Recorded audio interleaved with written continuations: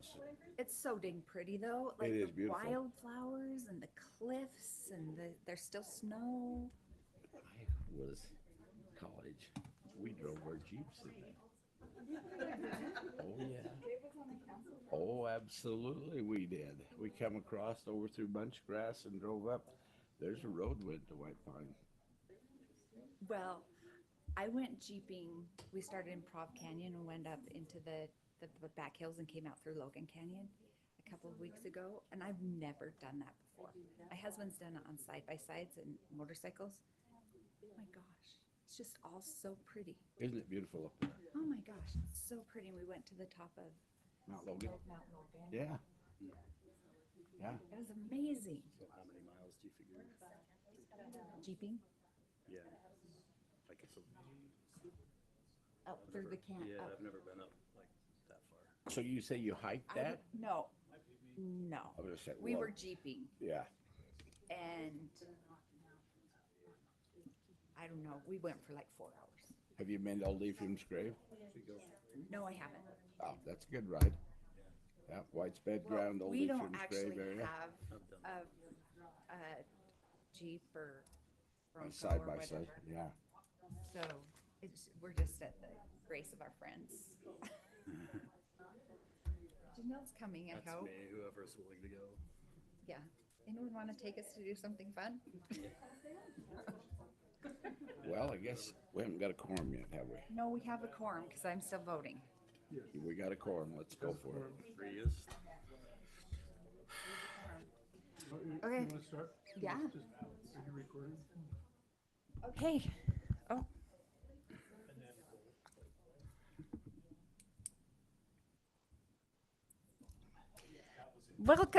Welcome everyone. Kind of a different voice here behind the microphone. We are excusing the mayor tonight. She has never missed before, but tonight she asked to be excused, and I'm the mayor pro tem, and I have the privilege of conducting the meeting tonight. My name's Carrie Kirk. We hope that Janelle Seeley will be here soon. And we've got David Coons and Brent Speth, and Jeff Nebaker is also excused tonight. So, but we've got a quorum because the three of us can vote. So we'll go ahead and get started, and hopefully Janelle will be here soon. So we typically start with council reports. And this might be brief tonight, but let's start with David. You want to start with a pledge and a prayer. Oh, let's do the pledge and the prayer. Everybody rise. I pledge allegiance to the flag of the United States of America and to the republic for which it stands, one nation, under God, indivisible, with liberty and justice for all. Okay, and I asked David to give us a prayer. Unless there's someone in the audience, you get first dibs. If there's someone who would be willing, you don't have to want to, just if you're willing. Otherwise, David's willing. Okay. Our Father in heaven, we're grateful for this day and the opportunity to meet together. We pray that thou would bless us with wisdom and gratitude in our jobs as council members and as citizens, that we may make the best decisions possible for the city and for all of us to come to the best outcomes for all of us. We're grateful for the blessings of a free country and for the beautiful city that we live in. We pray that we can, with gratitude, keep those things in mind as we make decisions tonight affecting the city, and we pray for these things in the name of our Savior, Jesus Christ. Amen. Amen. Okay, now we can have council reports. We'll start with David. We're so glad Janelle's here. Let's see, my report, participated, well, we're talking about, I think, most of these things in the meeting tonight. The RFP tree bid award, met with Brent and Ryan Scarlett. Rob was there. Who was there was a fifth, his name's slipping me. Who else? Maybe that was it. So Yeah, we'll talk about that later in the meeting and answer questions as that comes up. Also was able to meet with Ryan on a couple of separate occasions from that, we discussed the agenda this week and other things before that. I have to follow up with, we had a painting project scheduled for Zollinger for Just Serve. That was postponed, I think, and I need to follow up and find out when that's going to happen, or if the same group we had lined up is still planning on that. We do have, along those lines at Brager Park, there was a group that was going to stain benches up there on the wood benches, and also the same group was going to paint the cattle corral basketball court lines. That is planned for August 8th. So coming up soon, we'll have some of those things done, and we're looking at some other projects. Let's see, there's not really anything else to report on mosquito abatement, or was something else West I was Nile's been thinking. found in the valley, so.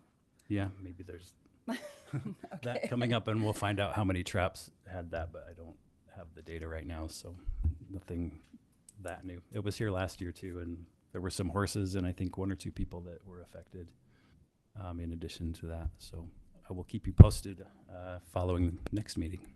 Thanks. Brent, will you go next? Sure. As David mentioned, we met regarding the tree in the city, the assessment of the trees, and it was a good meeting. We enjoyed it, and selection of a party to review and go over our trees and give us a report on the trees and that plan for our trees in our city. I also met with Ryan and talked about the items on the agenda. I visited the sites regarding the agenda, listened carefully to the discussion from planning and zoning on the agenda, on the items on the agenda, and so that's basically my report. Okay, Janelle. I had a county library meeting. I met with a couple of fiber vendors to discuss a few things and talked to some residents. Something else I did, but I can't remember what it is. That's amazing when Janelle doesn't have a page full of things to report. So I have not done a ton of city stuff this month. We're getting things in order for the new youth council and have taken a couple more applications, but it's closed. So that begins in August, and we have 45 youth who are excited to get started, and it should be a great year of service. I just this afternoon returned from camping up at White Pine, backpacking with a group of 30 girls. And so I rested last night but didn't sleep. And I drink caffeine, like I do it about once a year. So if I seem a little jittery or if I seem like I'm not thinking that clearly, I apologize, and that may be the reason why. So let's go ahead and open item number 1, which is the approval of the minutes from our last meeting, which was June 18th. And I'll take a motion. I'll make a motion to approve the minutes from June 18th, 2025. I'll second it. All in favor? Hi. Aye. Do I need to ask for opposed if everyone is in favor? Okay, so that is taken care of. Are you voting on those two? Oh, yeah, aye. The next thing on the agenda is public comments, and tradition has been, and we'll kind of keep that tradition going tonight, that if you have something that's not on tonight's agenda that you would like to make a public comment on, or if you have something you want to bring to the attention of the council that's not on the agenda, you're welcome to do that now. We like to keep comments to 3 minutes or less. If you have comment about something that is on the agenda, I promise to give you some time before we make a vote. So is there anyone in the room or online who has a public comment? if you do come up to the microphone, because this is a public meeting and it's being recorded, we ask that everyone talk into the microphone if you have a public comment and start with your name. My name is Linda Chappell, and I live close to, I think it's called the, oh dear, now my mind's gone. Tell me the name of our park. Meadow Ridge Park. And I walk there most mornings. And I want to say thank you for getting the water going on the east side that hadn't gone for a couple of weeks. And I reported it and it got fixed. What I'd like to comment on is the 8 horizontal lines across the pathway that need filling in before they crumble and become a hazard like number 9 is. And I can get across it, but I have watched kids on scooters and skateboards, roller skates. They get to that bad spot and either have to hit the grass or figure out a way to stop without crashing into that area. And if those other 8 are not filled with tar or something, they will disintegrate and become the hazard that the other one, number 9, is at the present time. And so I just would like to report that those need to be fixed before a child crashes and conks his head, and then you have a nice lawsuit on your hands. So thank you. Thank you. Yeah, we have an incredible staff that works very hard to keep our parks in good condition, and we will make sure that's taken care of. Thank you. Anyone else that would like to make a public comment, or Ty, are there any online? No, I didn't see any before coming in. Okay. Okay, then we'll close that portion of the meeting and move forward. There are no public hearings today, so we'll move on to resolutions and ordinances and open item number 2, which is ordinance 05-2025, the Timber Brook rezone. And we'll let Ryan start on that by giving us a staff report of what's going on. Yeah, at this point, this application, we put out the A-frame signs on 3rd South and tried to make as many people aware of this. We send out our public notices. If anybody wants to know those, we do that starting with the city public notice website. So if anybody's interested in signing up for that, they send out the agendas, the public notices, so that's a good spot to get information. So if anybody doesn't have that, that's one. If they're curious about how to do that, any of the staff can certainly help them there. But this went before the Planning Commission last week, and the Planning Commission had a very a lot of feedback, a lot of people in attendance, which is good. And their recommendation was to reject the R16 application. So that they did not come with a recommendation of a different zone, only to recommend a rejection.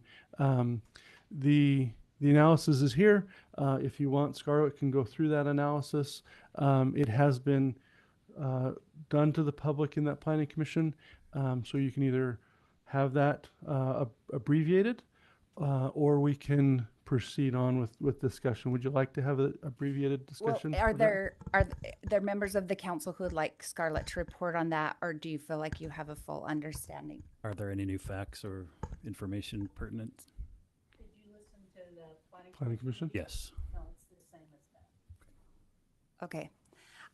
Then next we would have the applicant.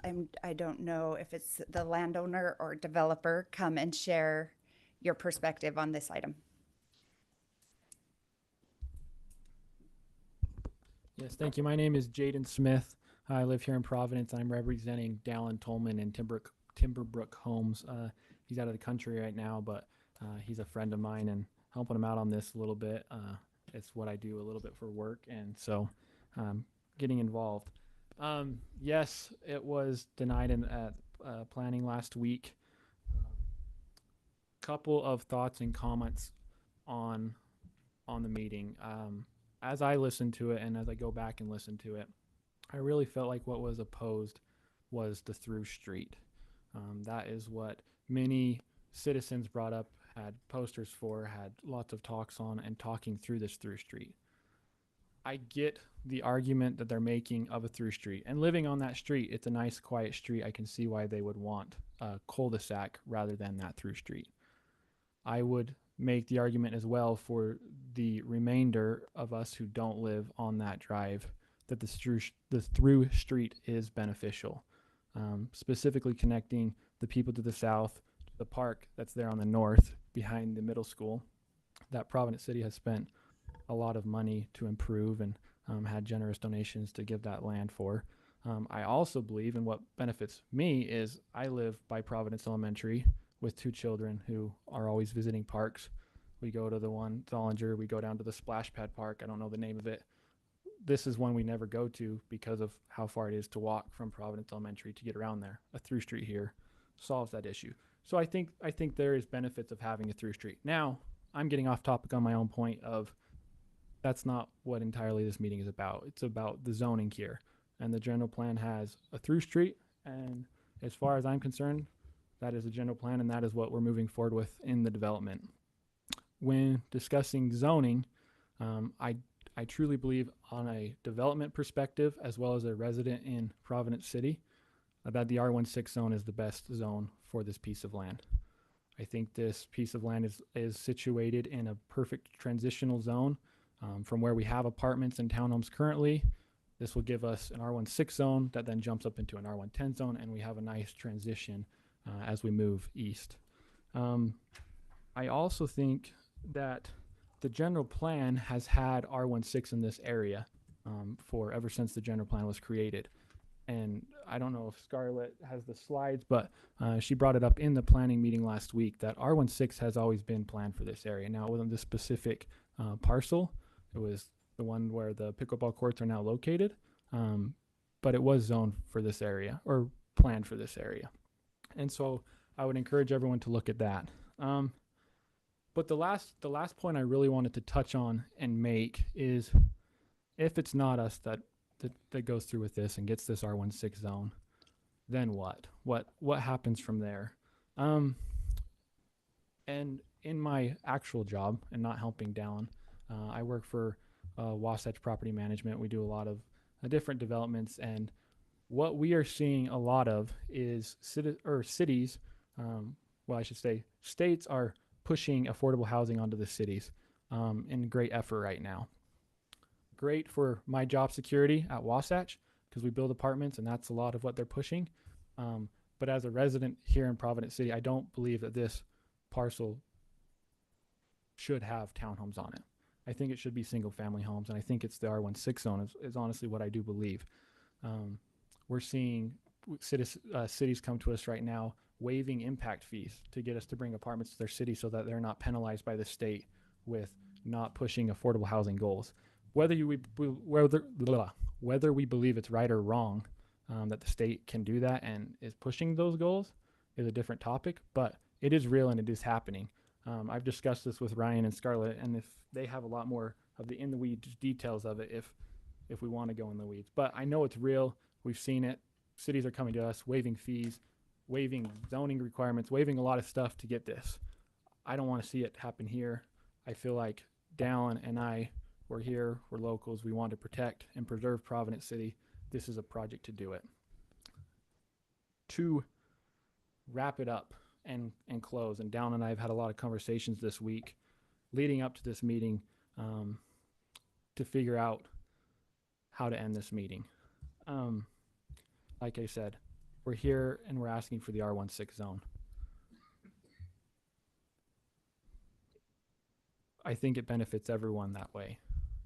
If we feel or if it goes down the route that the R16 will be denied again, we would at least request the R18 zone, which I know was brought up in the last meeting that was here. I wasn't in attendance to it, but I listened to it. I know that was brought up there. It was brought up in the planning meeting last week. I can say, I don't like it as much on our end as a financial and a development standpoint. I don't think it's as good for Providence City. I think going to an R16 zone shows the state that we are trying to help the affordable housing crisis that is happening. And frankly, I think what we're proposing in the R16 zone, which there's a whole discussion that yes, we can get it zoned R16 and change our plan. And I can tell you I'm not going to do that, but so be it. We're proposing 10,000 square foot lots with that R16 zone. Those are good sized lots. Those lots are falling in very similar size to what is already in that area. It's really that frontage requirement that I know has been discussed and in the weeds a lot of. That is the challenge here. So like I said, R16 zone is what we're here for. It's what I believe is best for everyone. In the spirit of moving this project forward and trying to come to an outcome and making this project happen, we would go to an R18 zone. But like I said, I don't think it's in the best interest of everyone. So thank you for your time. Thank you. Okay, as tradition has it, we'll now open this item for public comments. We just ask that you will keep them brief, at least at maximum 3 minutes. So if there's anyone who'd like to make a public comment, you can come up now on this specific agenda item. Make sure to state your name for the record.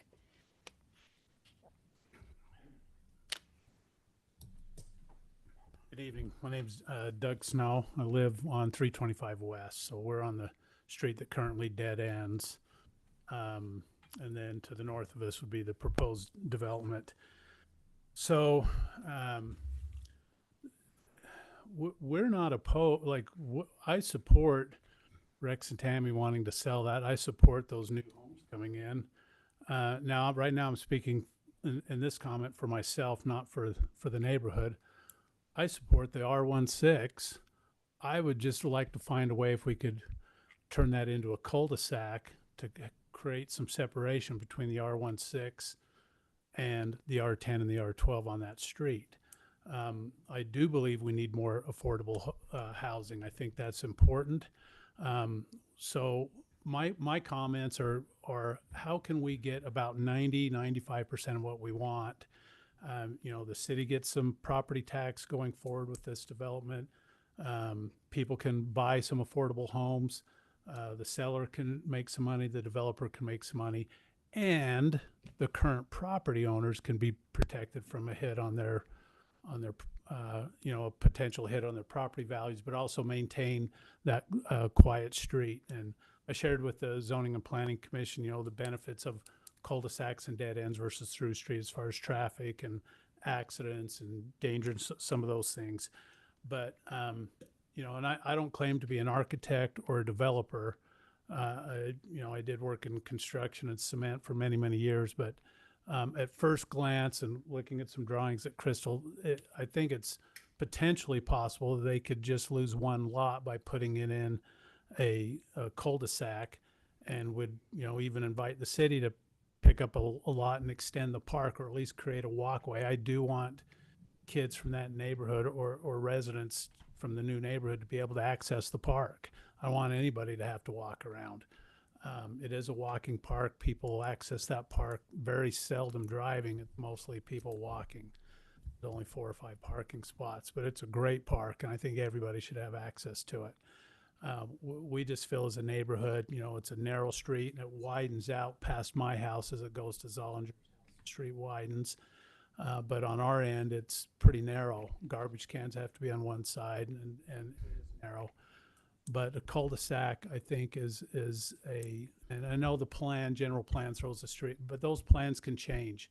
The plan used to show an elbow on our street that turned east onto 225 South, and then that fell through, so then it turned into a dead-end street. So plans can change, and we're just asking that all people be considered on this plan, including current long-term residents of that street, that it is possible for the developers to make money, people to have some affordable housing in an R16 zone, which benefits a lot of people.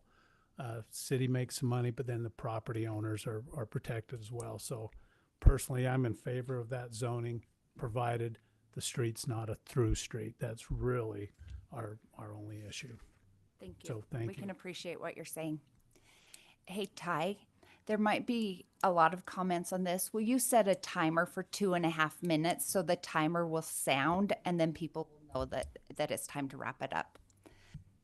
Okay, who else would like to make a comment? Oh, I figured everyone here was going to comment on this.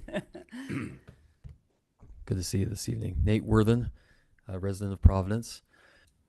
Councilmember Kirk, I think your metrics for evaluating rezone are really good. First, does it fit the general plan? Unfortunately, this request does not. Second, is it supported by Planning Commission? Again, this particular request is not. Third, does it fit the surrounding uses? Unfortunately, it does not. So I think it goes 0 for 3 on that scoreboard.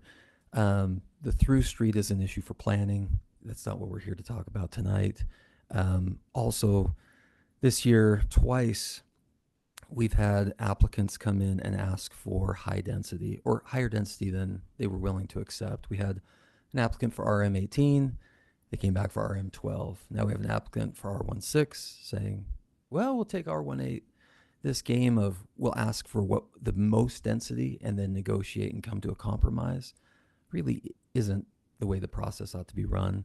If the applicant would like R18, then they ought to amend their application and apply for R18 so that the city and others can do a full evaluation of what that means. So tonight, I hope that you would respectfully and politely decline the request. Thank you. Thank you. Anyone else? Okay, 1 and then 2. Hi, Mark Thompson.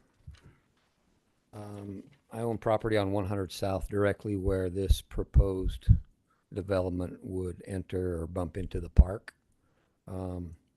I favor the zoning change, and the reason I favor the zoning change is because I think it fits the area.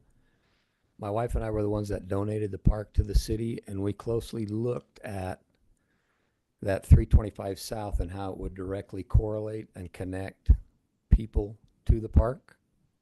While we were living there, we were offered a substantial amount of money for our property. They wanted to turn the shop into a indoor pickle court, and they wanted to put high-rise apartments around to the east and over toward the school. We personally didn't feel like that was the best interest because of the value of the homes and our neighbors around there. We felt like the transition would be better to move slowly into those larger lot sizes.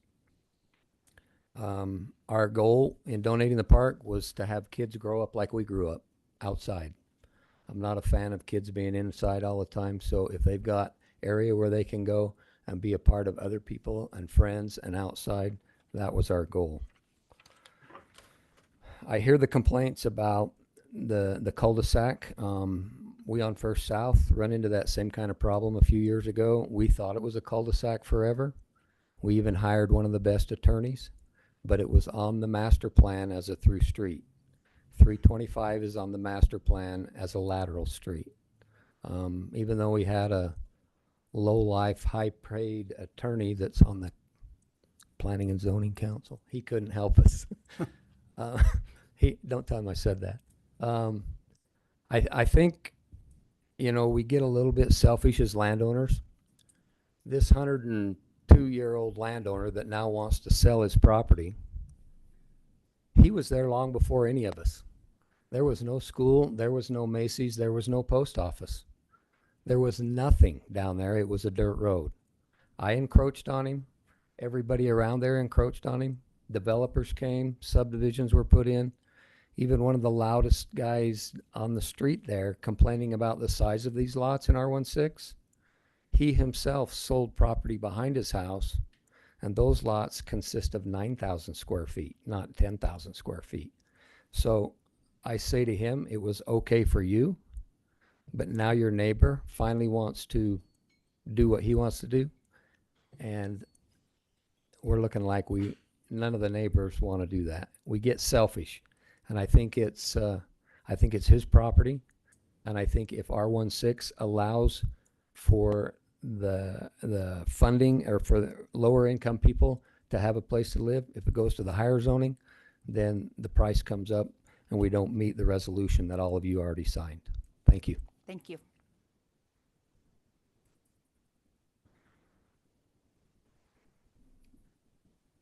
My name's Crystal Howe. I live on the 325 West. I did bring a thing showing concerning the cul-de-sac. We've had that conversation already. But I wanted to kind of address what we were kind of talked about in the planning commission meeting. We spoke with your city people here and they indicated we should understand the master plan better. And so as a citizen, I thought, you're right. The master plan was built in 2020. So I went on your website to see the master plan and actually was shocked to find it that actually the master plan, while it does show the road going through, which we've already discussed, it actually shows a park there. It shows public use on that land. It doesn't show any R16, which we were showed a slide from Scarlett indicating that it was already settled to be an R16 in their 2020 master plan that's on your website. And I thought that was interesting. It obviously had to have been changed at some point to have it on Scarlett's map, but it's not something that the public has access to or that I could find on your website currently. The developer indicated that it's already an R16 thing, so I just wanted to know why that was a probability or why that was there. We talked about the road being a lateral road and going through, but we just wanted to indicate that that road is a road to nowhere. If you go through there, it leads you to a T, which would be Spring Creek or the Dollinger Park. If you followed it one block further on going south, you would hit another dead end. So it's really not one that's really open that's going to get you anywhere. I know Mark talked about his road, the cul-de-sac, but their cul-de-sac vertically or going up and down north and east and west does open up quite a bit.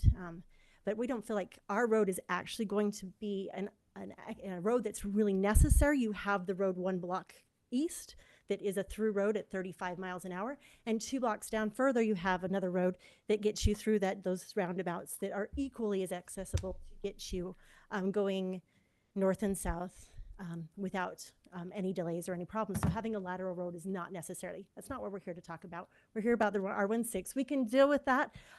We've talked about how to petition to change the plan, but I just wanted to indicate that if we are indeed going to say the master plan is the master plan, it's listed on your website as a public use, and so I'd like to consider that too.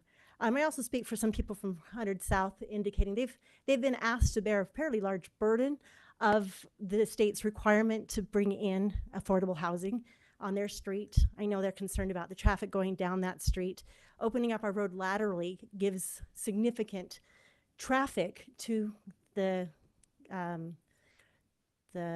Spring Creek, Spring Creek, I know what it is, middle school. And that would add more people taking our road just simply to get their kids to school. We were told that that's not necessarily the case, but if you've ever driven your kids to that school, you know that the road in front of the post office is quite bogged down. Lots of people are using Zollinger, and now that you've added that parking lot for that park, we've opened up quite a bit of people going that route, taking 100 South. And I feel like our road would dump more onto that if you put it through. So that's my comment. Thank you. Thank you. We appreciate these public comments, and we do really listen to you. And even though we can't please everyone, and usually feels like a split, who we can please and who we can't, we do appreciate and listen. Is there anyone else who would like to make a comment? Okay, it looks like there's one more.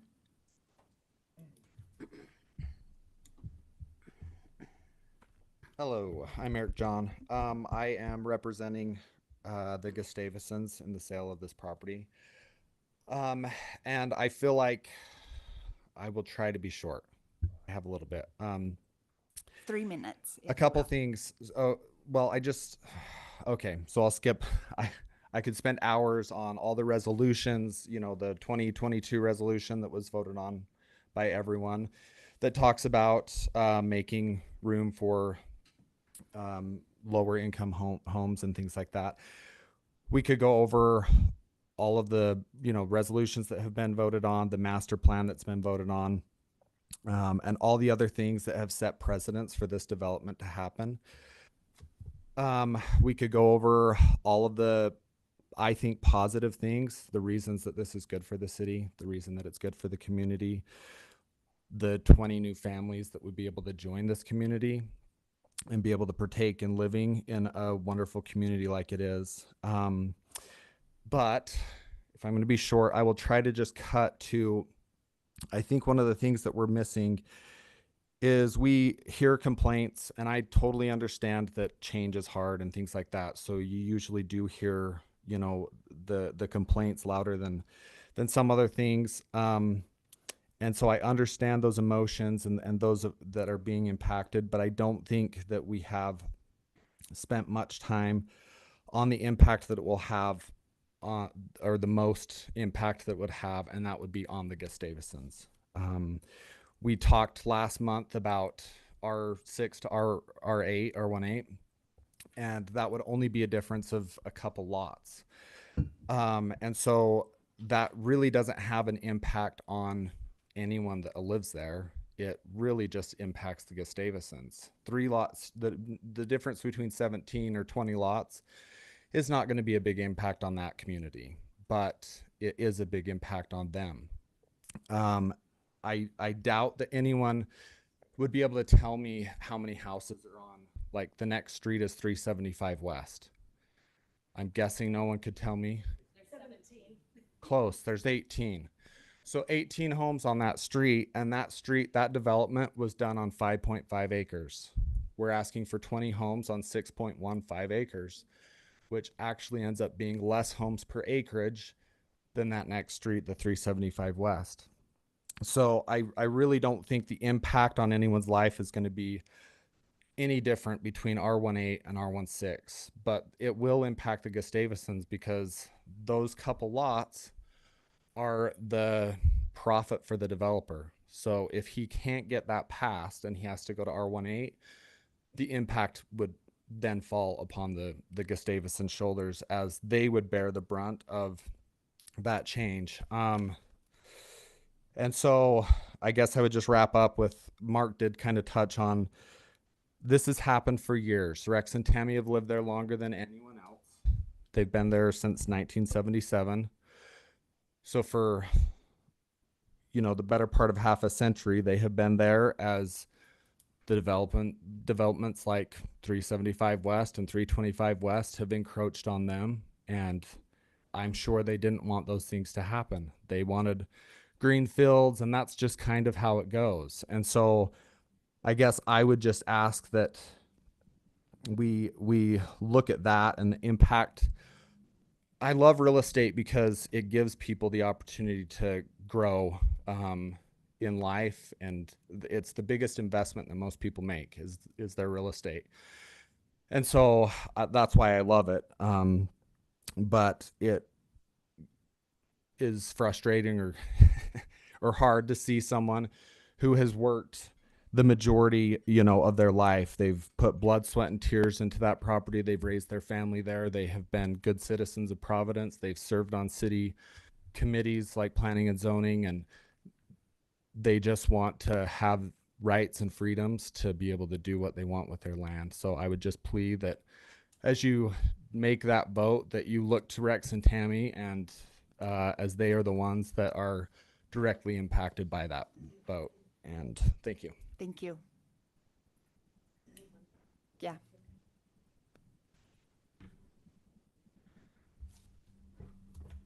Hi, my name's Deanna Price, and I live on the street 375. My home is at the end of our cul-de-sac, and my backyard meets up with the horse pasture behind my home. And I chose that home because I loved the horse pasture. It was so beautiful. You can't imagine how pretty it is. Of course, we're all tenderhearted and a little bit sad to see it go. We understand that. I just want to put it on record that I would like to be an advocate for zoning it for R18 so that we can have a cul-de-sac, if that's what will accommodate a cul-de-sac. That is important to me as well. I would love to see Meadow Ridge Park have access with some sort of bike trail so that young people, the middle school students, could go kind of on the back roads and have one street to cross over on 100 South to access the school and connect onto the really nice walkways that you've built in Zollinger Park back by those condos. I would love to see those two parks linked up with some sort of asphalt trail that kids could ride on to stay safe. They would have only one, once they enter 325, then they would only have one more street to cross, and it would keep a lot of traffic off of both of those two side streets into that Zollinger Park. I go to work up to Utah State, and in the mornings, if I don't get through those roundabouts before everybody descends on Spring Creek, it's kind of messy in there, and I just think it would provide a safe way for students to get to their school on bikes or walking. And I would like to just let that be stated that I think that would be a great service to the community. R18 for that reason. Thank you. Thank you. Okay, we're going to close the public comments on this agenda item. And as we discuss, recognize that we only get to talk to each other about these things in public meetings. So you'll want to like chime in, but we were listening to you and we understand both sides and we appreciate the things that you've shared. So I have a question. The road is not on the agenda. So that is not part of this discussion. No, that's correct. The road is not on the agenda, and that would it is identified in the general plan, in the transportation master plan, but that planning will come back to the planning commission. So if it's rezoned and they proceed with development, then they'll submit a preliminary plat, and that preliminary plat will show whether it's a cul-de-sac, whether it's a through street, and that will go to the planning commission. So at that point, that is not a consideration with a rezone, and so it will go to planning commission to approve or reject that. And a change in the plan, in the master plan, can be done prior to that application. So as long as the application for a change to the transportation master plan is submitted prior to, and it goes through its process, then that might be a consideration. So timing would be a consideration on that one, but that goes to the planning commission to make a decision on, not the city council. Okay. Here, So there would be no benefit for us to discuss that or to get into the road as it pertains to the zoning. no, not at this point, no. Okay, so we're not going to discuss the road. We're going to discuss the zoning. Anyone want to have thoughts they want to share? I saw the same concerns that I had before. With the 60-foot frontage with R16 lots, everywhere that we've had them, it is a parking issue. So to me, I think we need, if we're going to have a narrow frontage, we maybe need a deeper setback, but that's not something that, I mean, that's a whole different code change to change those setbacks to account for less. I don't know. I feel like we have R16 over in Brookside, and that's probably one of the number one complaints we get there is on-street parking. And it's not for the lack of the depth of the yard. I mean, I do think that it's nice to have homes with yards, you know, as an option for something more, a more affordable product. But then we could get into discussion about what that is. I mean, if our medium income, is it 72, 75,000? Or Yeah, I don't remember that off the top. and a recommendation that 28% of your income going towards housing, we're looking at $1,750 for a payment, and that does not exist. I mean, I honestly cannot even if these homes sold for 450, the house payment would not meet that.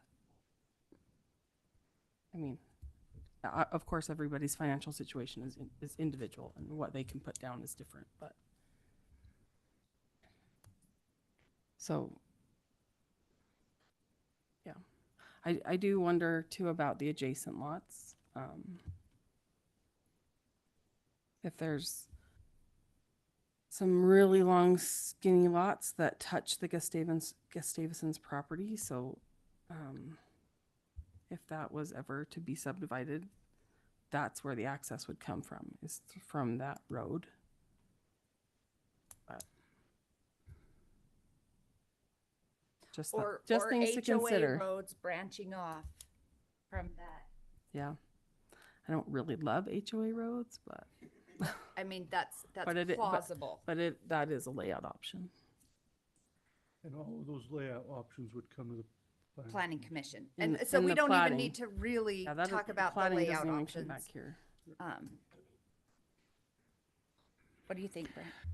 Well, I was a proponent of it, the R16, as it came before us before. I've studied it out in my mind, studied it out in review, studied it out with Planning Commission's discussions, and money is the issue here. The money going to the landowner, the money going for the developer. That's the issue. And something in my mind says, if we go to an R16, it's like signing a blank check and say, here's an account, go for it. If I want to put 4 lots along 100 South, or 2 lots, and I put in 2 lots there facing 100 South, and I got 6,000 square foot lot. And I go into my development, things are not working out really well.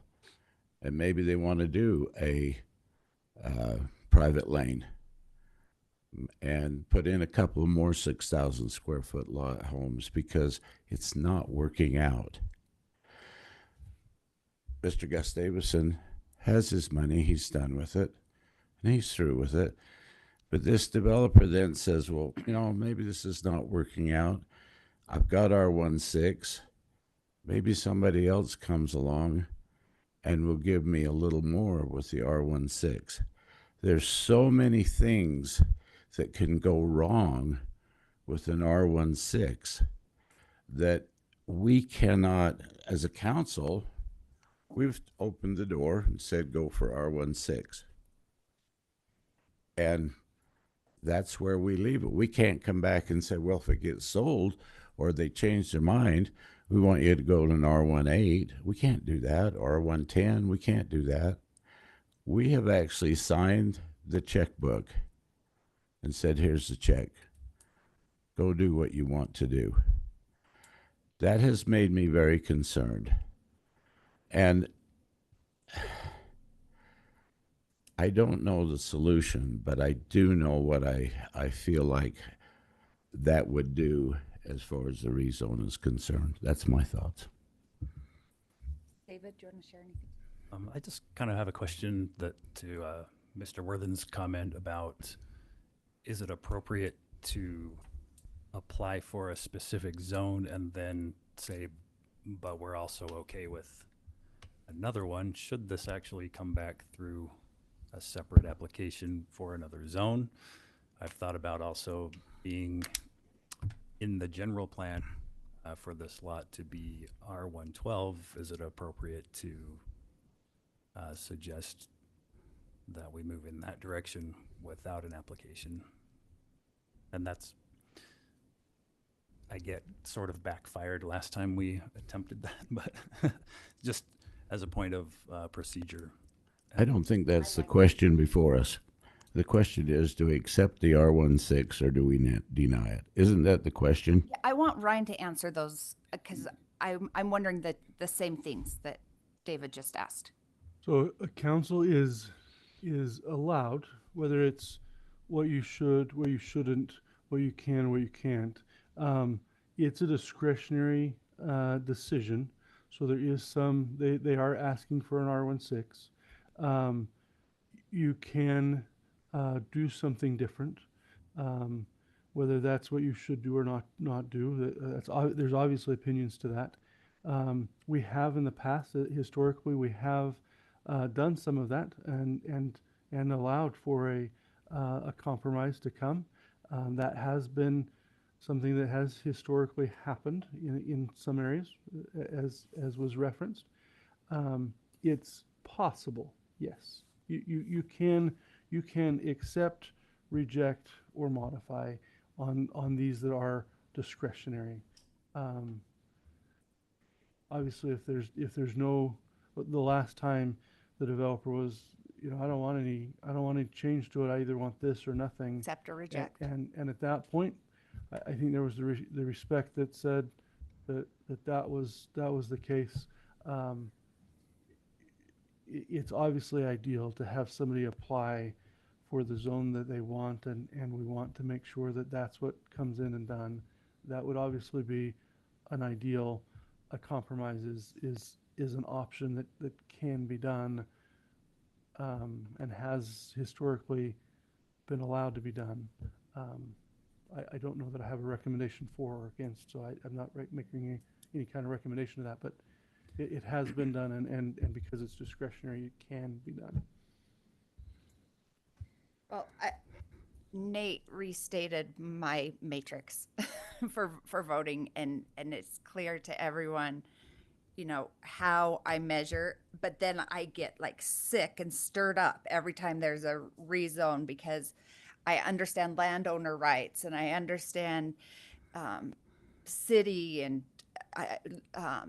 the need for higher density, and that higher density allows for more open space, and there's just so many things to weigh out.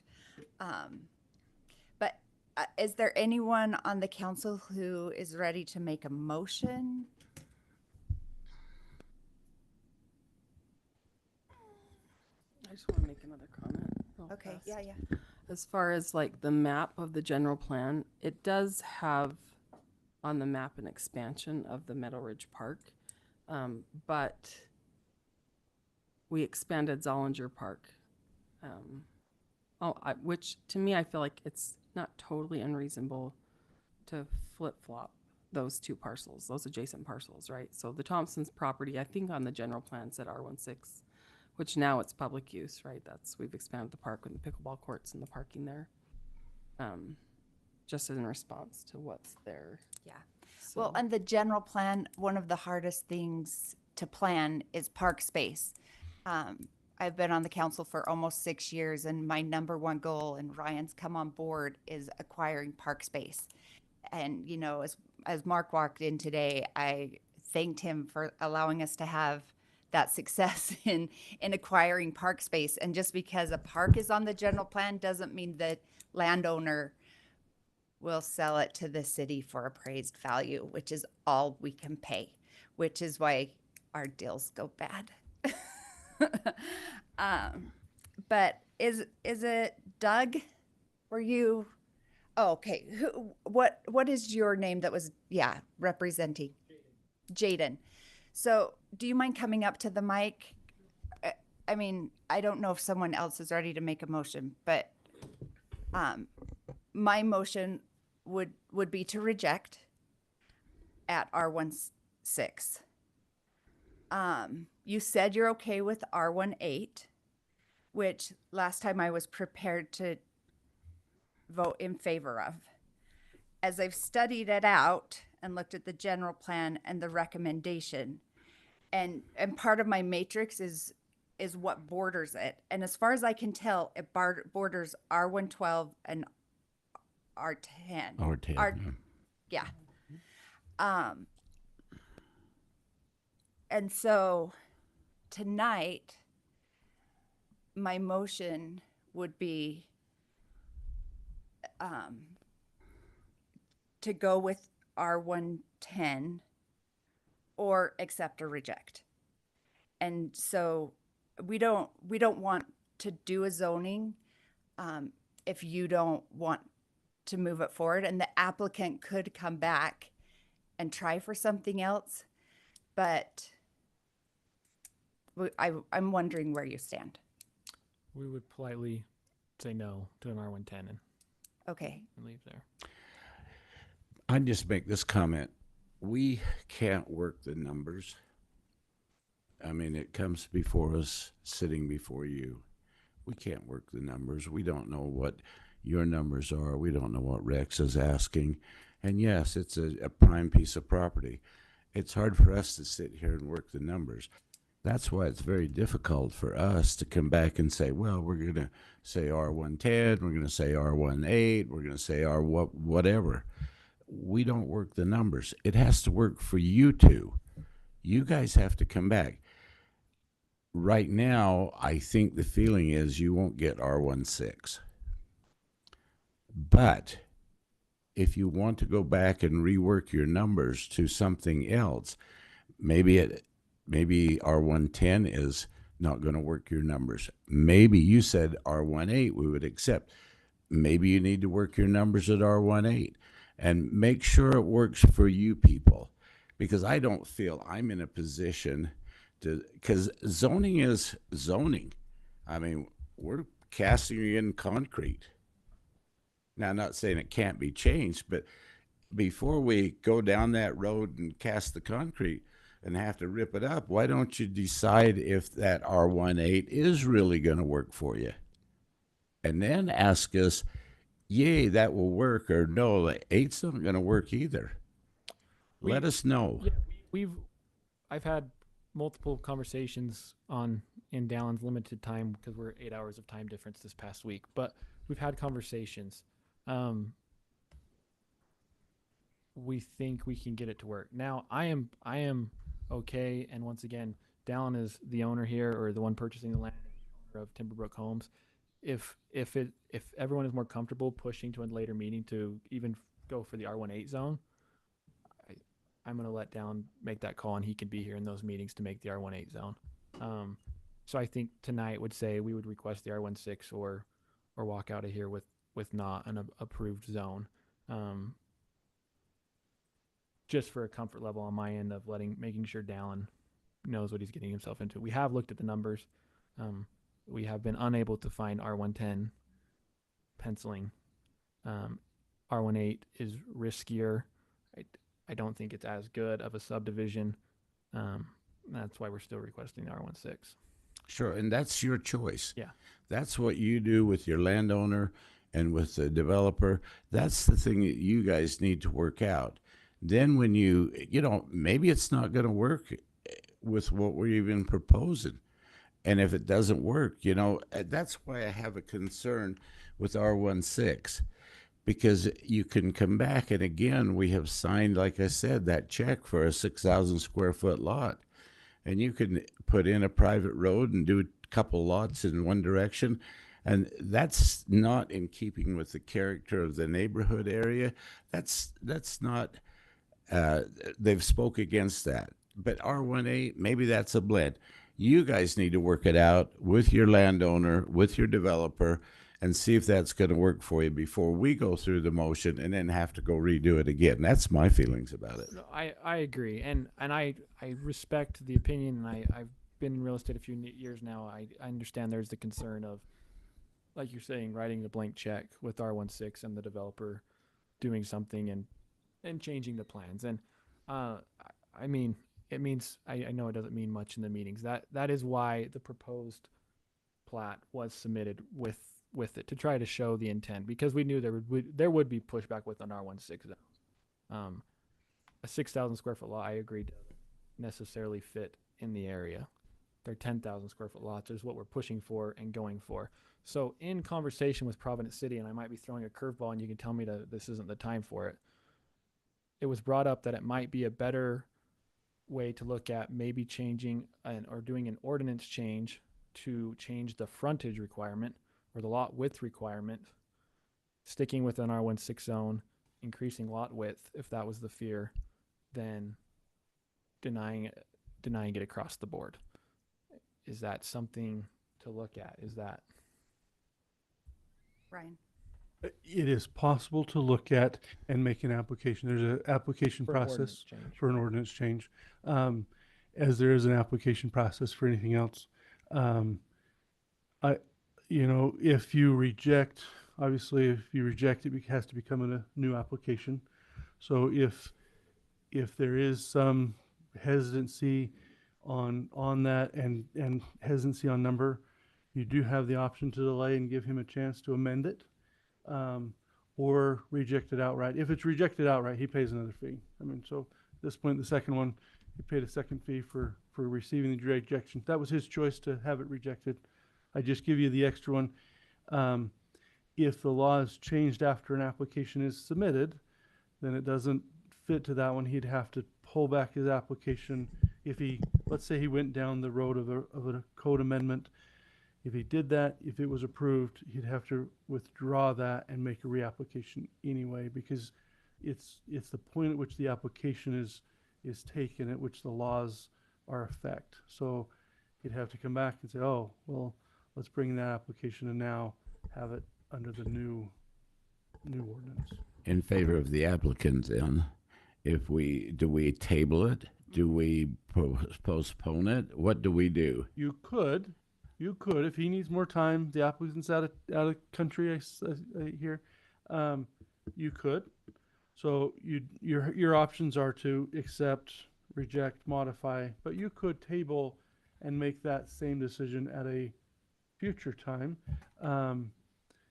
Whether it's denied or reapplied, what the postponement would do is avoid another public hearing at the planning commission on it. That may or may not be the desire, but that if you postpone, then it stays in your court and you get to bring it back up at the next meeting.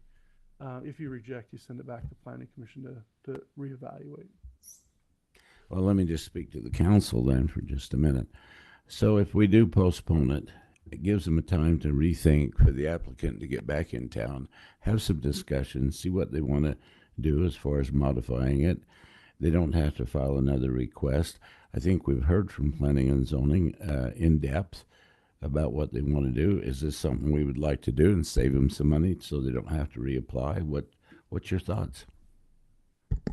I'm fine to table it, but I do have questions about amendments and what,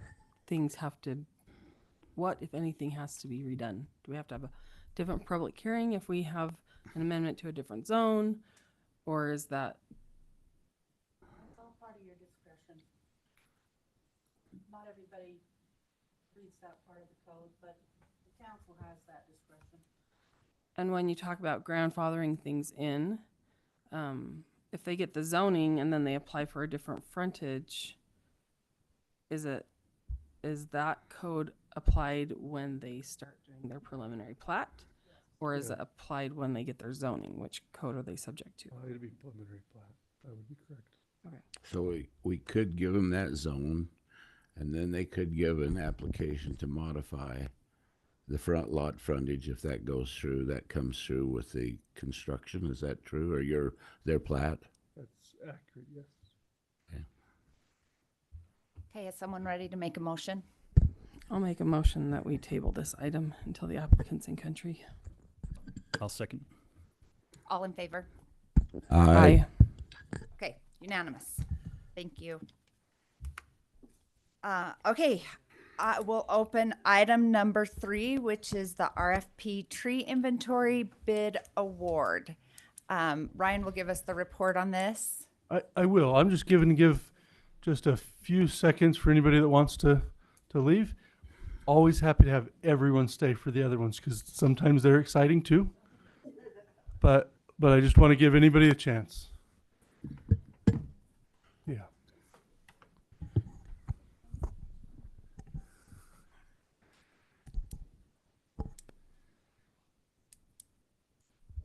The council's staying, Ryan. Thank you. Thank you. I just Start talking about the tree inventory, apparently.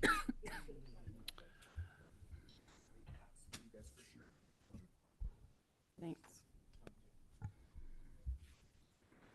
All right. I think that's the ones that are going to, okay. All right. So tree inventory You know, it came about as we were looking at arborist reports or other things, that we don't have an inventory of the type, place, location of all the trees within sight of the city. And so there came a grant available with the forestry department, and applied to see if we could get somebody else to help fund a tree inventory, so we could find out the condition of trees throughout the city. This would be city-owned trees, so in park strips, in parks, in right-of-way. So this is about the city ones. And then what we know we can manage and affect. So think about this kind of like a master plan for trees. It can identify where maybe more should go, maybe where some should be thinned or reduced, how we manage them, if they're at end of life or not. This isn't about taking out anything or removing. This is really about how we manage that urban forest. After we have an inventory, it also helps us to be able to apply for other grants. Maybe that is other things going on. We have never become, or as far as I know, we've never become a tree inventory or a tree city. We have some of our adjacent cities that have qualified to become tree cities. But as far as I'm aware, Which means what? it's a designation, a national designation of a city. They do certain things, and it allows us to apply for other grant opportunities that would help us manage those trees. I believe Nibley and Hiram and Logan are all of them, but I don't think we've ever applied to get that, right? Yeah. So this would be the first one if we want to. It doesn't mean we have to. We have met, as a couple of the council members mentioned in their reports. We had a committee of council members and staff, and we reviewed. We got five proposals or responses to our request for a proposal, and that committee is recommending that we go with Arbor Pro to do it, and to perform this tree inventory. And so that is our recommendation, is to proceed and award this to Arbor Pro. Okay. Any public comment? Council? Well, Dave and I sat in with the group, and as we went through each one, did a spreadsheet on each one, what they did, and the various points of their pre-inventory system and what we would return out of that, it became very evident that Arbor Pro was definitely the leader in giving us the best bang for our buck and the greatest assessment of the number of trees. So all I can say is I feel that they're the best, and I could make a motion to that, but Go ahead. I would make a motion that we accept the Arbor Pro's bid to be our tree inventory group, and that's my motion. I will second, since I was there. All in favor? Aye. Okay, that's unanimous. Let's move on to item number 4, the library lease agreement. Ryan? Great.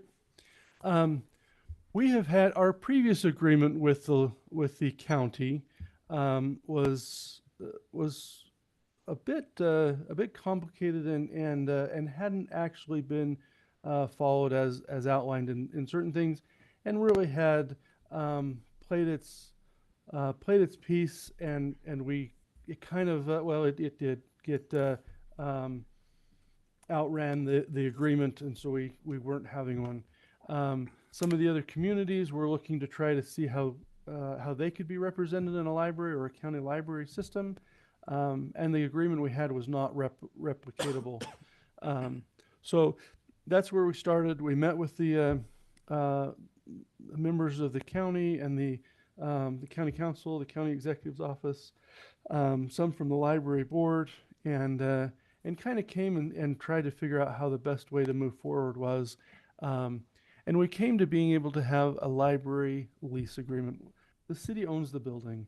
And in this agreement, we'll take on the responsibility of providing the water, sewer, garbage, and fiber communication to them. They'll take care of the inside of the building and the maintenance. It really is a very clean organization or clean contract, very standard for leases. And so I believe we would recommend, that the council adopt this. It still needs to be adopted at the county, but I believe we have support for both sides to do this. So we are recommending that you approve this agreement. And Janelle, I think you're on the library board if you have any comments.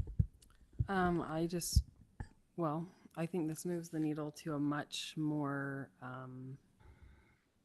it's much clearer. It saves us a bunch of money, and I think it's a good stepping stone to go with the Cache County Council.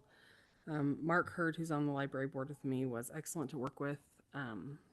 When we were looking at the contracts and examining a bunch of stuff, I think it was pretty unanimous with the administration, the county council, with the library board that this contract needs updated. And I think it puts us in a much better place. And the county council does have it on their agenda for next Tuesday night. So I would recommend going with it. Make a motion. Yes. I'll make a motion that we accept the library lease agreement with the Cache County Library at 15 North Main Street in Providence. I'll second it. Further discussion? All in favor? Aye. Aye. Aye. Okay, item number 5, the UDOT Blacksmith Fork Trail Agreement. And you've ruled that that was unanimous, right? Unanimous. Okay, just making sure that anybody has a chance. All right, the Blacksmith Fork, this is a trail that follows the west side of, let me pull this over here, and so that I can kind of show where this is at.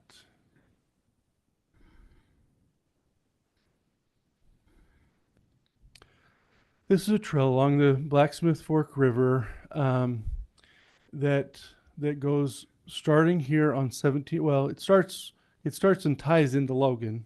Our portion of the maintenance. The maintenance is what this agreement is about. The UDOT has agreed to pay for the entire construction cost of the trail, so that's all on them. So this is just about maintenance. And so Logan would maintain their piece. So that's north of 1700 South, Logan takes care of. Providence would take care of from 1700 South, following the river down to where it will come out and hit the highway. There is a piece of that that's in Millville. Millville has decided that they're not at this time interested or able to take on the maintenance of the trail. So in order to have that, we would take on a portion of that, and Nibley would take on from that point south and into Nibley, and it would also go to the high school. So Nibley would be taking on the south piece, we would be taking on the north piece of this, and UDOT would pay for the entire construction. We would maintain we'd try to maintain snow removal. We'll have to work out between us and Nibley how that can work. But it's that we would maintain and keep it operational year round, and that's kind of the goal. And that's what we would agree to kind of maintain our section, and Nibley would maintain theirs. We would maintain it in a similar manner that we maintain our other trails. So that's where we're at, and recommending for approval. I believe we're in as best a negotiated spot as we can be with UDOT. And they've been good to work with. Some things that they started with we couldn't do, but this is a new trail, a new kind of piece for them. They're trying to have a trail system all the way from north to south of the state, and ours is one of the first pieces of that puzzle to fit. So they had some negotiating pieces because of, they haven't done a lot of these yet. We're in the early stages of this type of program. So anyway, that's what we'd be doing. That's what the Thank you. agreement would do. And thank you for your negotiations. Yes, thank you. Okay. Council or public? Okay, Nate, Yeah, so just a question. got to state your name. Oh, sorry. Nate Worthen. Sorry, back for more. On paragraph 2 of the agreement, it says UTN. Is that Utah Trail Network? That is, Okay. So this is the thing that I don't even know about, but thought I'd bring up. So UDOT does not take ownership of the land until such time that they make the trail improvement. It says 2A, the local agency shall transfer fee title or a perpetual easement for the right-of-way in consideration of UDOT's investment of funding to construct the trail. So when it's constructed, we give up the right-of-way. we receive the right of way. The local agency shall transfer fee title to, We'll receive it. So this is us receiving title to the property. UDOT will have to purchase and acquire it. At such time that they complete the construction, they'll turn it over to us to have fee title to it. so we're the local agency. We're the one receiving it. Okay, understood. Thanks. So I didn't understand. No, that's fine. Okay. And just as point with the Utah Trail Network, they have up to 3 years that if they want to take back ownership, they can do that within the first 3 years. And if they do, then this contract is void and we renegotiate if we are in a position to maintain a trail that we don't own. But at that point, UDOT does have 3 years in order to be able to take ownership back into the Utah Trails Network if they can get that to actually be a thing. It's currently not, so they can't actually take ownership into that yet. So Ryan, can you zoom in on the Camp Chef properties there that you're talking about? So that trail, there's Camp Chef, and you say, or Blackstone. Blackstone. Oh, whoa, Different wow. one. That was bad. Those are different people, but Yeah, you know, different- Weber. sorry, Blackstone. Blackstone. So go. Competitors. Yeah, right. Boy, that's probably burning. That's all right. We'll go on. Anyway, so they've acquired which pieces beyond their property now? This one is theirs. This one is, I think they're working on it. This one is theirs. So they have these two pieces. I thought they had acquired this, and maybe they have. Maybe it hasn't been recorded, and maybe I'm wrong that they haven't acquired yet. But they have acquired this one, this one, this one, this one, and this one. Okay. So now where it comes up to the highway Yes. along there, and you were telling me earlier that it's going to then follow the right of way, the already right of way of the highway 165. Correct. Yes. Okay. Yes, 10 feet off the road. So the road, it'll be the road, 10 feet, kind of what we'd call a park strip, but right away. Gutter. At least, what's that? I said a gutter. Yeah. At least 10 feet, and then they would have a 10-foot trail after that. Okay. So there will be a 10-foot gap between the trail and the road at least, but it will be within their right of way. I'm seeing that out there on Highway 30, that bike trail that goes down along Highway 30 as they're building. It looks pretty Yeah, nice. Legacy Parkway has a trail along it. They have some other ones Okay. throughout. So yeah. And then it will go down, and I don't know how it goes to Nibbling. I'm not going to worry about that part of Nibbling. I It'll haven't worried connect. so much about them. They might go underneath the highway. It might Whatever go they over. It do. might go to the light. At that point, it hasn't been designed Okay. to that detail, and they're not going to design until they have somebody that will maintain it. And at this point, that's where we're at. So this is our, basically, if we accept this, we're accepting a willingness to maintain this trail if they build it. Yeah, Okay. All right. correct. I think it's a good idea myself, but I love the trail. I love the trail idea. I've said this before, and I just want to say it again. Not that anybody is paying attention to our public meeting at the county level, Except but we have residents that maybe can add their voices to mine if they feel similarly.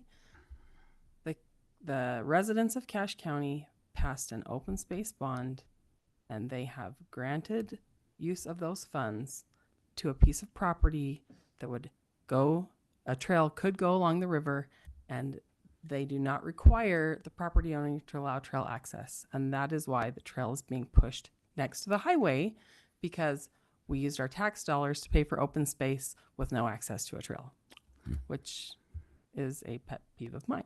That was a But mistake. I love the idea of the trail. They know that it was bad. Are they going to learn from that mistake? I hope they do. I hope they do, and they change their agreements in order to require that. Because even if you look at this network of trails that would connect into the Logan River Trail, essentially, I mean, if you've walked the Logan River Trail through the golf course, you get to a point where you have to cross the train tracks, and you're essentially forced onto the highway. Yeah. And that's only for maybe, I don't know, 50 to 100 feet. And nobody really likes to walk that 50 to 100 feet, especially with their families.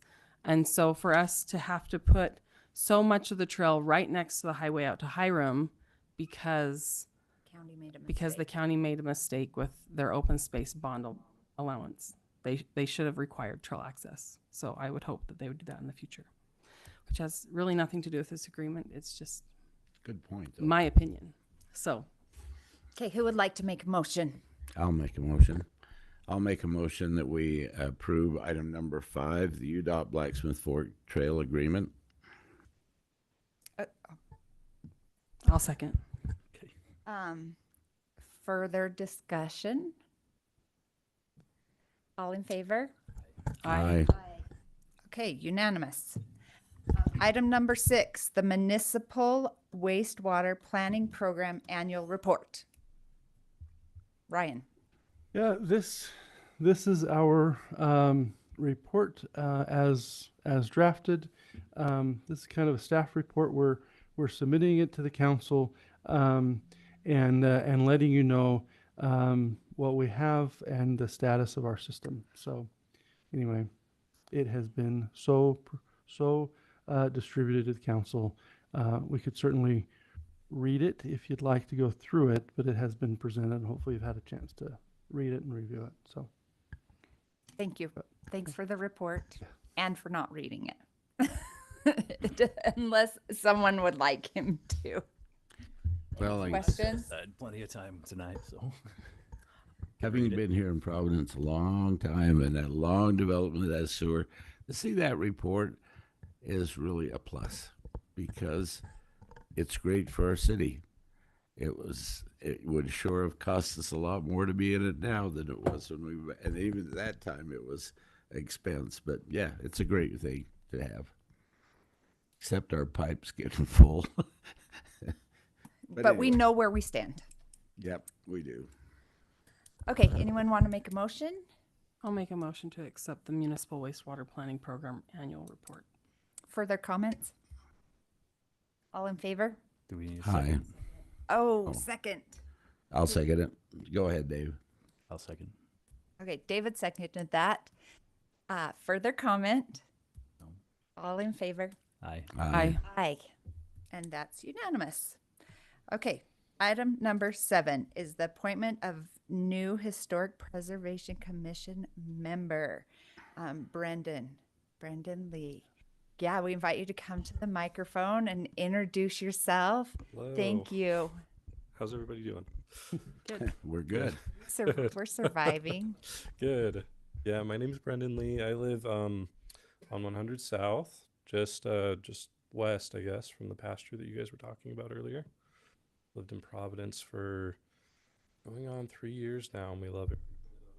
I work at USU as a historian and as an academic advisor, and really passionate about local history, passionate about all history. I'm a history nerd, and would love to give back to the community. So excited for the invitation and to work with George on the commission is something that I'm really excited about the possibility of. Great. So thank you. So he was interviewed by Ryan and the mayor and Scarlett George, yep. and Scarlett. Yep. So, And our recommendation is to appoint him to that Historic Preservation Commission. if you recall, we had 2 spots is still open, but we needed people that meet the qualification standards, and one of them is a historian. And so we're grateful that you're willing to serve. We couldn't just fill this position with anyone, so thank you. Happy to be here for sure. Any questions for him? And even better that you live in Providence. My understanding was we could have maybe gotten someone from USU that didn't necessarily have to live here, but I think that's a great bonus, and that you have a little skin in the game in Providence as well. Absolutely. Well, the neat thing about it, a lot of our records are at USU. There we go. Our water history, all those things are there. Bless your heart. We're glad to have you aboard. I'll be digging through them.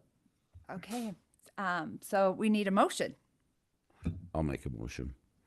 I'll make a motion that we accept the appointment of Brendan Lee as the new member of the Historic Preservation Committee. I'll second that. Commission. Commission. Historic Sorry, Commission. I screwed up. Commission. Again. All in favor? Aye. Aye. Aye. Thank you. Welcome. Thank you, guys. Thanks. And that was unanimous. Moving on to item number 8, the August City Council meeting new date. Because of the election, the primary election, we need to move this to Tuesday so that we fall within the window. Is it ratify? Is that? It's to accept the canvas report. Accept is the it report from the county. Yeah, like what we do at the general election in December. So we'll also be moving the meeting after the general election to a Tuesday or up a day in order to catch that window. Do we have any discussion about this? I was wondering if we moved it to Monday, if that would be helpful to Janelle and possibly Jeff, so that it's not on back to school night. But we've met on back to school night like the last 3 years in a row. Yeah, I feel like I've been here for back to school night a lot of years. But you still have elementary kids. So do you want to weigh in on that, or does it even matter? Just as a note, we might not have the results by Monday. It's very short window, Like a 24-hour window? like when we get them. I mean, it's very close. There's a quick Okay. turnaround. But I I can definitely ask. I'm fine to stick with the 19th. Okay. Switch it from the 20th. It's fine. So let's make a motion. I'll make a motion that we approve item number 8, August City Council meeting new date to the 19th, August 19th. I'll second that, since it's kind of my fault we have to do it. All in favor? Aye. Aye. Same time, 6 o'clock, right? 6 o'clock on the 19th. Hal, you got that in your calendar? I do. Okay. He's our biggest fan. So that was unanimous. Moving on to item number 9, the approval of the new Planning Commission chair and vice chair. Ryan, do you want to explain this process? Yeah, at this point, the Planning Commission takes and they elect their chair and vice chair, but you get to ratify that. So at this point, you can do something different, but the recommendation is that they have made the election. They're putting these names. At least the chair was there and was willing to take on the responsibility of the chair. The vice chair wasn't there, but they've railroaded others into it, and they've done it. So at this point, the recommendation would be to appoint those that are willing to serve. Those who are willing to serve. Yeah. Okay. Discussion, council. Okay, who wants to make a motion? I could make a motion. I would make a motion that we approve the new Planning Commission chair and vice chair. Planning Commission chair as Robert Hinkie, and vice chair as Julie Martin, and that we ratify that. Okay. Second, I'll second. David. All in favor? Aye. Aye. Aye. Unanimous. Is Shelley Nazer still on the commission? No, Oh, her she's not. term expired, Okay. and she decided not to be reappointed. Okay, item number 10, the review and deliberation of lighting regulations. So typically, the person who requested the item on the agenda or the applicant would share their reasons, and I was actually the one that requested this item to be on the agenda. For a couple of years, I've been hearing complaints of lights creating a nuisance in my neighborhood, because those are the people I mostly hear from. And so, we looked, or a member of my neighborhood pointed out that there's a code already that regulates lights in Providence for the commercial area.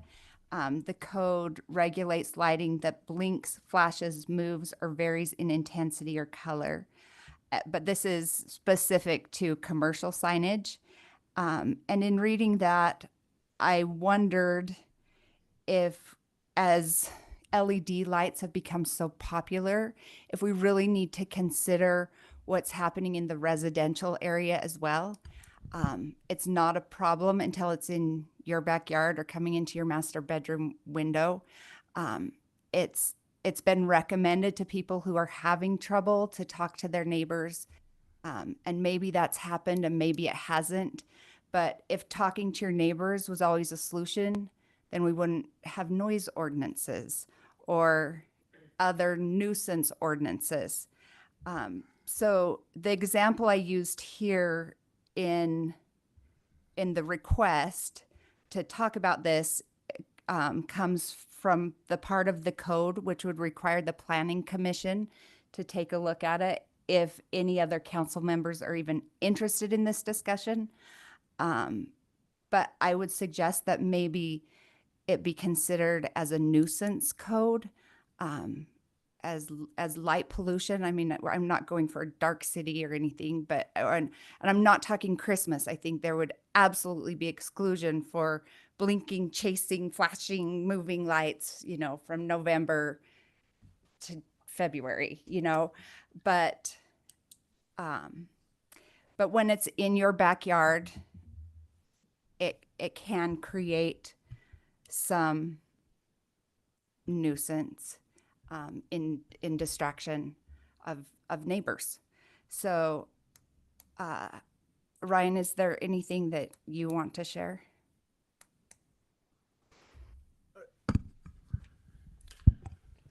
I would just say that I reached out to the other city managers across the state. Most indicated that they hadn't come across the same issue. That was a majority of the responses. One city noted that they do have the same type of lights on their city hall. And Midway did report that they do have this kind of lighting ordinance in their nuisance. And so that was one that we did. That was the only one I was able to find code-wise. The others hadn't come across the complaints as we have. So, but Midway would be the one that has a code. They do have a dark sky code as well, but theirs is under the nuisance, and happy to send that out to you. If you want to go through nuisance, then that would be set forward on a future agenda. If it's under this one to have it lighting in commercial, the zone or the Title 10 is a zoning code, which you're right, would go through the planning and zoning commission rather than this body to start. So. Okay. So my intent of asking for this to be on the agenda, and Jeff actually seconded the intent. So he's not here to represent himself or why he was interested, but it's just to see if the council is interested. As I've mentioned it in my public comments the last couple of years, we can't really do anything about my report. I'm hearing a lot that people are being distracted by these lights. So, I thought we should do, the topic justice. I believe there are some people here that may want to comment on this. So we'll go ahead and let anyone who'd like to comment, and then we'll decide if it's worth discussing further. If we could also get an address so that we as council may go look at and see what kind of situation, would that be possible? I'd be interested in seeing where the problems are. I don't know where the problems are. Okay. Yeah. If they're interested and willing to do that. Okay. So is there anyone here who would like to comment before we decide if this should be continued? Yeah, and we'll just, to be fair to the other people that I started a timer, we'll just do the 2.5 minute timer, but after it goes off, you can continue to just give your final remarks. Okay. My name is Erica Lowe, and we happen to have a home right behind ours. We have a big 30-foot window at the back of our house and a view of all of Cache Valley. We can see Idaho to Powder Mountain, and we can see our beautiful city. I can see if somebody gets pulled over on the highway. I can see all the beautiful homes, and now I see Las Vegas lights. And they are right up in our face, but I can also see them in various locations around the city. And they often stay on very late and are very distracting. I don't necessarily mind lights, but it's the chasing, flashing lights that are just really distracting. And I feel like we have such a beautiful city, but it gives our city more of a Las Vegas feel when we have chasing moving lights. And if they aren't allowed on commercial buildings, interesting that one city office actually has it on their building. But if they aren't allowed on commercial buildings, it seems like residential is usually supposed to be a little more calm area, not so flashy. So it seems like it would make sense for it to not be on residential homes, especially in the summer nights when people are around, walking around and enjoying our beautiful city, to not just be blasted by these chasing lights. So, anything else? What addresses are you talking about? So I live up on Forgotten Lane. Okay. I don't know the address, but directly behind 1113 South Forgotten Lane, there's a home that has flashing lights, and there's one exactly 1 block north of there, on the same side of the road, on the west side of the road. I don't know what that is. But it's on Forgotten Lane. Just behind Forgotten, just the road behind Forgotten Lane. I guess I can look it up on the map. Are the lights on the back of the house, or they're I don't know. I just see the in front of the house. your backyard? Are the lights? No, they're on their front. They're on their front. Yep. So they're front of the house. Their window. They're facing the street then. Or their. Yep. So that is 600 East. So on the corner of 600 East and 1000 South, there's a home. And then also this one is on the corner of 1080 South and 600 East. So those are two. But we went on a walk through our neighborhood and we saw 12 homes with Christmas lights on in July, just last week. So that's all within a half a mile of our home. So it's not a small problem. Were these moving lights? Were they Not all of flashing them. lights? Or just lights on? Some were multicolored Christmas lights and some were flashing or moving. So we didn't get a count on which was which, but it's all really close in a small proximity, that many lights on in July. The lights that are affecting you the most, tell me which ones they are. The ones that I see are on the corner of 1080 South and 600 East. And are they like chasing lights? They're different every night. Sometimes they honestly look like they could give you a seizure. I mean, it looks like thunder and lightning, and it's super random, and it's crazy. And sometimes it's flashing, sometimes it's chasing. They get very creative, and I don't even know them. I haven't talked to them, but I don't particularly want my first encounter with them to be complaining about their lights. It doesn't seem like a great way to be a neighbor. in my opinion. And these are part of the light front window. Yes, I can see them from my kitchen. If I'm eating dinner, I'm looking at their lights. So where it may not be a problem if they're not in your backyard, when it's like that, it's very in your face. Okay. So it's the brightness and flashing specifically. And chasing and movement from, let's see if I got the address. I'm not entirely sure where this is, but on the cul-de-sac, I think on the cul-de-sac of 900 South, just on the other side of 1000 South from me, there's a home that has had rainbow chasing lights for 2 months. That every night they have rainbow chasing lights, and it looks wild. And if you didn't want to speak to the neighbor, are you asking them just, or would you ask them just to have no lights, turn it off completely, or just have plain lights? I'm fine with turn them white, turn them down. Yeah, I'm What fine would with you- just lights on. That doesn't bother me. It's the chasing and the blinking that catches my eye. We were watching fireworks and enjoying all the fire, and then they turned on. They're blinking red, white, and blue, and that's all I could see. Instead of enjoying all the fireworks around the valley, I was just seeing this Las Vegas show. So And they were flashing. Then. they were flashing. Yep, and they turned them on at about 10 o'clock, right as the fireworks were starting. It was their version of the fireworks. But they went in their backyard and they didn't see them. They weren't bothered by them at all. They were in the backyard. They had no lights on. They were blasting lights at us. So it's not bothering. The people in the homes aren't even enjoying them. So your home is facing west, Mhm. and these lights are downhill from Mhm. your further west. Yes. Your home's facing east. Oh, my windows are facing west. Yes, Yes, right. I'm sorry. My home is facing east. My windows, my back windows are facing Back west with a windows. view of the valley. Oh, I see. Okay. And their home is, yeah, it faces the same And as they mine. don't have a house behind you. Right. So then there is the street. So they're looking from your, you don't have a back neighbor. Correct. So you can see across the street, and so their backyard is looking into the neighbor's front yard. Is there a vacant lot behind you now? Yes, but even when they build on it, I'll still be seeing those lights.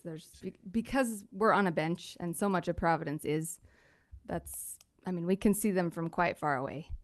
So, yeah. Okay. Thank you. Just a clarification that this code is the sign blinking code, not just Right. any commercial, but anyway. Right. Just, Well, and I'm a little bit feisty. I'm married to Dave Lowe, if you guys know him, and so he curbs my feistiness. But I have joked around about getting an inappropriate neon sign and putting it up in those big windows and having it flash something. And there's no ordinance against that, I guess, because we're not commercial, so we can do that kind of thing. I mean, part of me wants to do that just to bug the neighbors, but I'm actually nice. I'm not. But I just have funny thoughts like that. So anyway, it just seems funny that you could do that, that's within the ordinances. So. Okay, thank you. Thank you. Anyone else here to speak to this? Okay, let's go right here, and then there, and then there. Hi, I'm William Mason. My address is 1044 South, 470 East, and I invite everyone to come see my light show October, November, December, January, February, all year round. I don't have a big show during the off season, but during October through December, I put on a show and I advertise. I even play music over the radio that people can tune into their car and enjoy. And I have hundreds of people that tell me their kids love the show. They love the lights. It's a wonderful opportunity. During the off season, right now, especially even with 4th of July, I have blinking lights on my house, my roof line, and it's not heavy, it's not big. It's definitely not what we would consider in the light industry a big show at all. Mine's pretty small, but it's not super flashy. It's not overly done. I even turn the brightness down so it doesn't bug my neighbors. And I think to regulate the lighting, even though it's at night, would be inconsiderate as saying you can't decorate your house at all during the day then, because I should have the right to decorate my house daytime and nighttime. Now, I agree, if it is bugging people, talk to me. I've talked to all my neighbors. None of them have an issue. They close their blinds if it does, but again, most of them love it. I've got several neighbors that say please tell people to park in my driveway to watch the show. So I love the lights. It's a fun hobby. It's a fun opportunity to express my appreciation for the holidays. It's a great opportunity to show my support for the community and for people. I take requests as well. So if people want to see a certain song put to lights in sequence, I can program that up. It's a great way for people to get involved. So I'm against the regulation. So Tell us your name again. William Yes. Mason. What is it? William Mason. And your address? 1044 South, 470 East. And my lights face west, so they wouldn't bug Sister Lowe. So, yeah, I got some very light ones in my backyard that come on as an ambiance, but other than that, they look like fireplace. So, Will, during the during the like what we would call off season to you, because your season is October through January. October for Halloween. I don't really do much for Thanksgiving, but I do pretty much the entire month of December. Which are the dark months, but also not the sunset months, not when people are out walking around or trying to enjoy the view from their decks so much. Would you feel imposed upon if you could still do your lights and they could still be multicolored but not flashing or running? It's pretty tough to, I would literally have to get out of the putting on a show, basically. I'm sorry. No, go ahead. Well, I have a large tree that I have that I create, and I can put images on that and kind of show some movie scenes, and then the light sequences, they move with, and they crescendo with the music and they flash with the music. So I'm talking specifically not November through January. So not December through January. Yeah, during the sunset months and during, the Well, off again, season. I'd invite you to come now. My lights right now, I turn them on. It's around sunset just beforehand, so it's a gradual build up, and then they turn off at 11:30 at night sharp. And my sequence runs for I think it's 30 minutes, and then it repeats. And every 10 minutes, it switches to a different pattern. That's all. So you get a little different pattern each time, but it's the same pattern after 30 minutes. So would you feel imposed upon if they couldn't flash or run?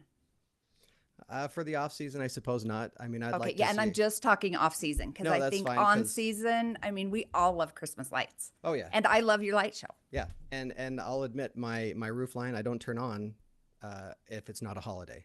My wife encourages, so for Valentine's Day I'll usually turn my lights. My roof line will be a pink and red and maybe white color, and it'll be a pattern, but it's not necessarily flashing bright, and it's just a nice gentle pattern. And I'll do a green for St. Patrick's Day, and I do red, white, and blue for the 4th and 24th.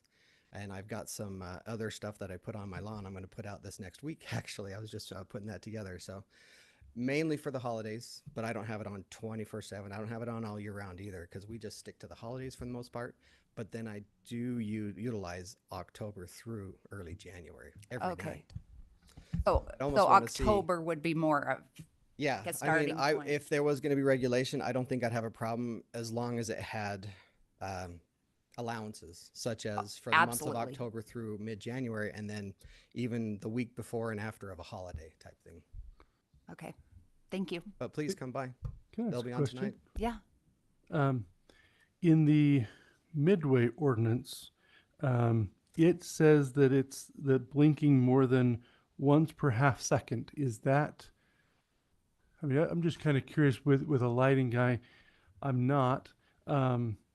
But would that be something? How often is a blink in yours? If on a normal one, they defined it as blinking more than once per half second. It's all programmable. Okay. So it's doable. I could probably get it to blink 4 times in a second if I wanted to. Okay. It just.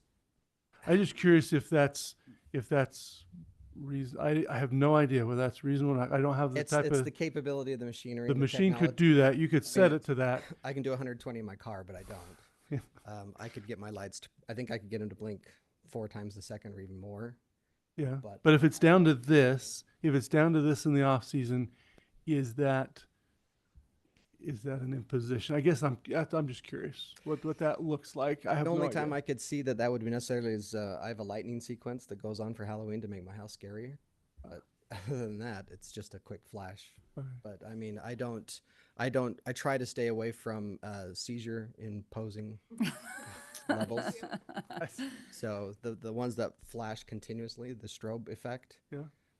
and at a certain sequence or number effect could cause seizures. So I try to stay away from that. But that's also known amongst the lighting community that, you know, try not to cause Stay away from seizures. So be respectful, basically. Thank you. We appreciate having you here and your bet. perspective and expertise. Like I said, come by. Thank you. Okay, next. Yep.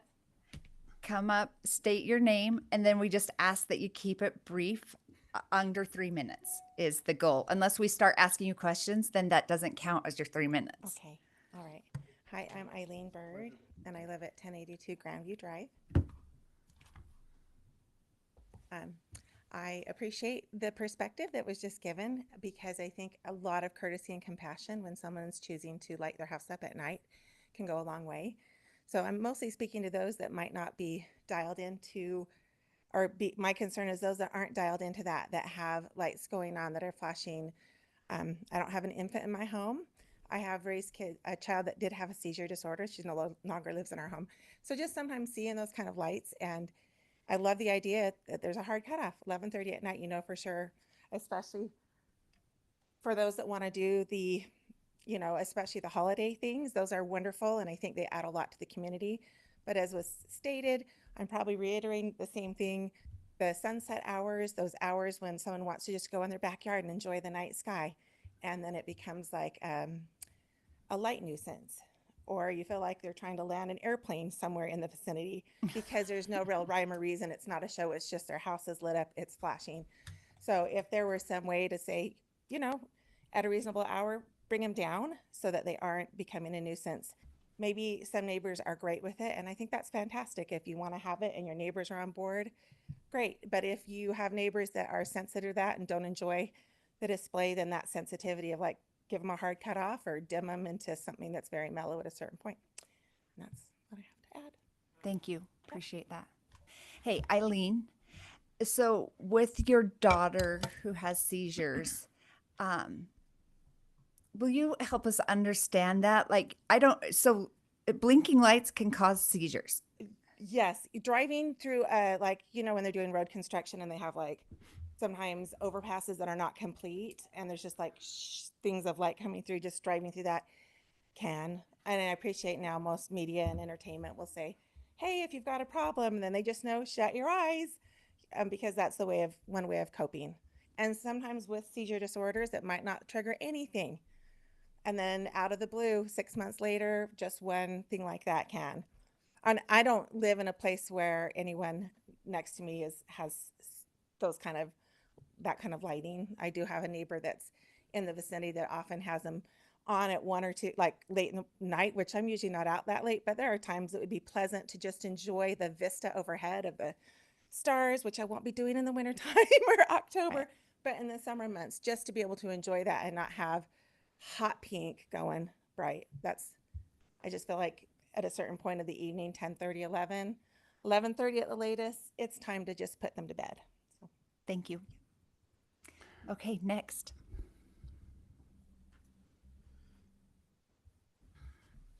Hey, great respect for all that you guys do here. So my name's David Knight. I live in Providence, and I think that this is kind of an emerging problem that hasn't really been dealt with in the past because these kind of lighting systems are relatively new. And I share the sentiment that, you know, I enjoy my evening walks and my sunset, you know, views and doing that. And when you're walking through a neighborhood and you've got these flashing, you know, moving multicolored lights, I don't think it's conducive to the vision that residents of Providence and you guys as city council members want, you know, for the future of Providence. So I believe that there needs to be something in place to help residents know like what the framework is. And so that we can do that. I think that having a compromise where we say, you know, no moving, flashing, multicolored lights, except for what has been discussed. My thought would be like November through February, when the holiday displays are common and it's dark and people actually like appreciate the light.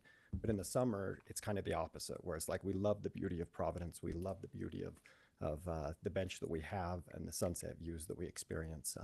And this just becomes a complete distraction from that. But if you were to do something that was from, October even through February, I think that would be appropriate and most residents would welcome that. But then after that, during the summertime months, like let's enjoy what we have and the beauty that we have here in Providence, and let's keep Providence, the peaceful place that it is. I also do, we're talking specifically about the sign ordinance that was mentioned on that, and it's interesting to me that that we can't put a sign on our house with these flashing, moving, multicolored lights. But if I take that from a 3 foot by 4 foot sign and I plaster it all over my house from top to bottom and left to right, somehow that's okay. And I think for the same reasons that we don't want signage, scattered throughout Providence that's flashing and blinking and multicolored and moving, is the same reason that something like this needs to be addressed. Because I do think as this emerging product becomes more and more popular, it's going to become more and more of an issue. So those are my thoughts. Thank you. Hey, David, Brent was asking for addresses. I believe your issue, they turn theirs off in July, right? They run their lights. So they run them May and June? Yeah, they run them in the winter time, which we don't mind. Most people have Christmas lights, holiday lights. That's great. But through the month of June it runs, and then it'll run in summer months just randomly as well. Where's this at? That home specifically is in the Cove. Okay, down in the Cove. Yeah.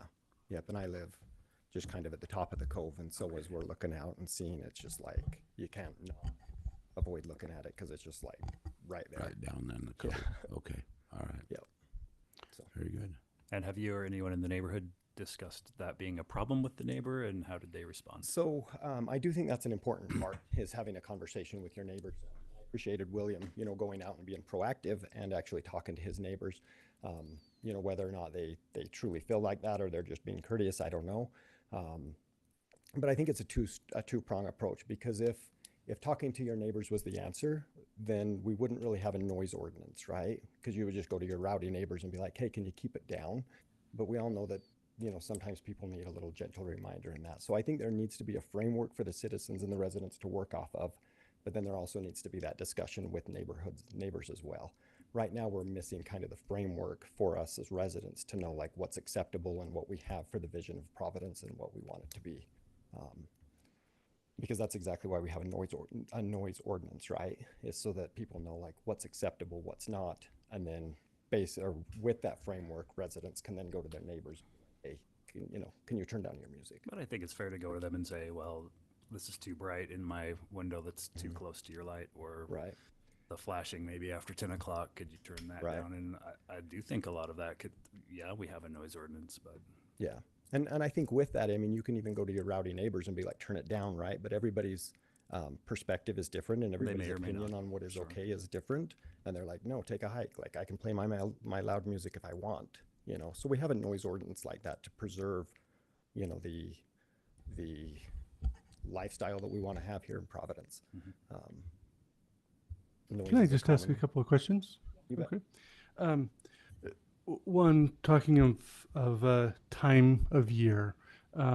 So in the Midway ordinance, it lists kind of that winter period that you've kind of talked about, and then it just lists federal holidays.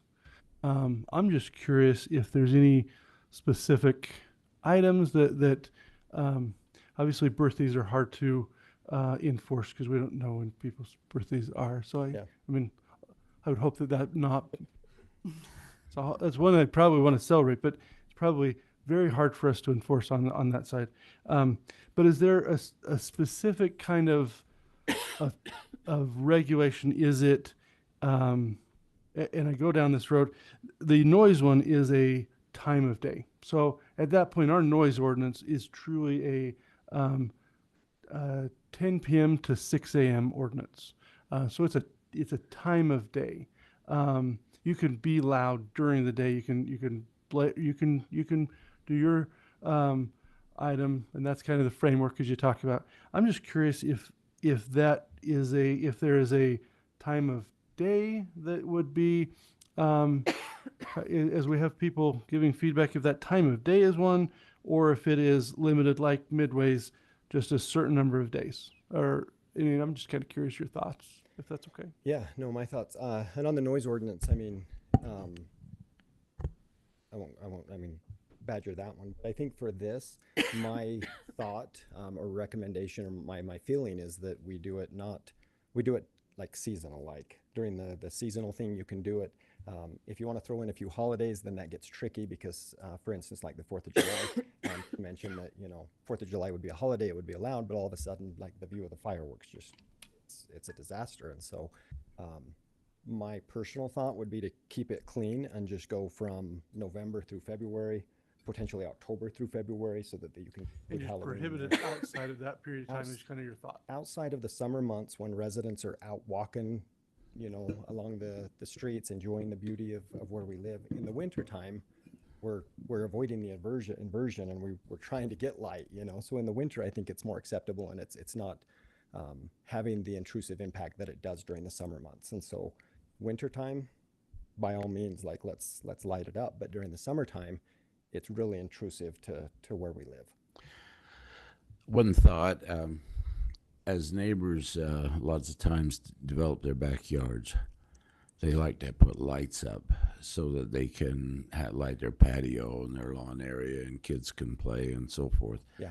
And that sometimes, even in the summertime, those lights will be on earlier in the evening, not necessarily turned on just as it gets, dusk or something like that. And are those kind of lights? And I realize neighbor to neighbor, somebody on the hill looking down might see the lights in a backyard, and that would be offensive to them. I don't know how to deal with that kind. Are we just talking lights on a house? What about lighting up your backyard? What if somebody puts in a little pickleball court in their backyard? My neighbor put in a pickleball court next door, and they play till about 10, 10:30, 11 o'clock sometimes. And they got lights on to do that. So, I think the problem becomes the enforcement, because they're not chasing lights. They're not strobe lights. They're just lights to light a pickleball court. And I think those are okay and I think would be acceptable, right? The issue that I think that is being brought forward is the moving, chasing, flashing, blinking, multicolored lights. But if you have just solid color lights that are used for a purpose like that, to light up a pickleball court or for safety, right? Because we all have lights on our home for safety reasons. But these multicolored, flashing, blinking lights, they serve no safety purpose. They're only there to say, hey, look at me, right? And not every neighbor wants to be distracted with that. So I think outdoor lighting, landscape lighting, pickleball court lighting, pathway lighting, all of that is acceptable and would be welcomed, right? And totally allowed. But once it goes into the moving, flashing, multicolored, the same thing that we have in the sign ordinance right now that says you can't have signs that are like in your face, flashing, blinking because of the distraction that they are. It's the distraction because of traveling, moving in a car. We don't have a lot of walking traffic. It's mostly vehicular traffic that we're concerned about, at least in our community. Yeah. The ordinance, and I like the purpose of this ordinance for the signage, one of it, point F says to preserve the residential character of residential neighborhoods and to reduce the incompatibility between signs and their surroundings. And I think once we get to that flashing, multicolored, moving, like Las Vegas circus style lights, I think that becomes incompatible with, the vision that I would hope Providence would be, and I think most residents would as well. So the issue isn't with like lighting, it is with like the Las Vegas style flashing, moving, chasing, multicolored, blinking, seizure inducing. And you're probably opposed to slot machines too in the neighborhood. I would be joking. opposed to slot machines, yes. I don't think we want to be a mini Las Vegas. Okay. Thank you. I think we stay away from Las Vegas as much as we can Okay. and keep Providence the place that we love. So thanks. Is there anyone else who's come to make a public comment or who feels inclined to do so? Okay, so now the council will discuss it and Sorry, you, Council, real quickly, do you guys want to acknowledge that you did receive the email from Mimi Recker? Yes. Yeah? Oh, I did not receive the I'm email. not aware of that. I got it. Ty forwarded it. Ty, will you? The oh, agenda.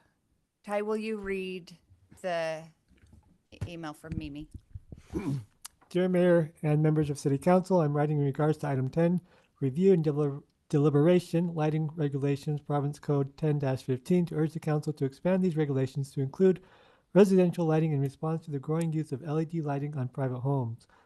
This is important for several reasons. Residential lighting can attract large numbers of night migrating birds from as far as 3 miles away. Birds are drawn into lights and often become entrapped as they circle the lit area, which can deplete their energy stores needed for migration and put them more at risk of colliding with buildings. Utah has the highest concentration of International Dark Sky Association certified areas. In 2020, the city of Nibley adopted a dark sky ordinance encouraging residents to be more mindful of their outdoor lighting at night. I recommend Providence to follow their lead. Okay, thank you. Thank you, Mimi.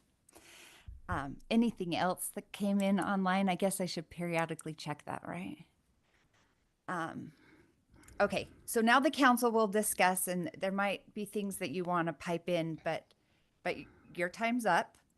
And I just wanted to have a discussion to see if anyone else was feeling like this, being proactive on this would be something you would like to consider. One of my hugest pet peeves with the state is the passing of unnecessary laws and trying to regulate everything. I don't feel like this falls into that category. Number one, we're like very rarely adding new laws to our city ordinances. I do feel like it's a little bit proactive. I think LED lighting will continue to grow, especially if the companies start dropping their prices, because right now it's pretty expensive and pretty exclusive.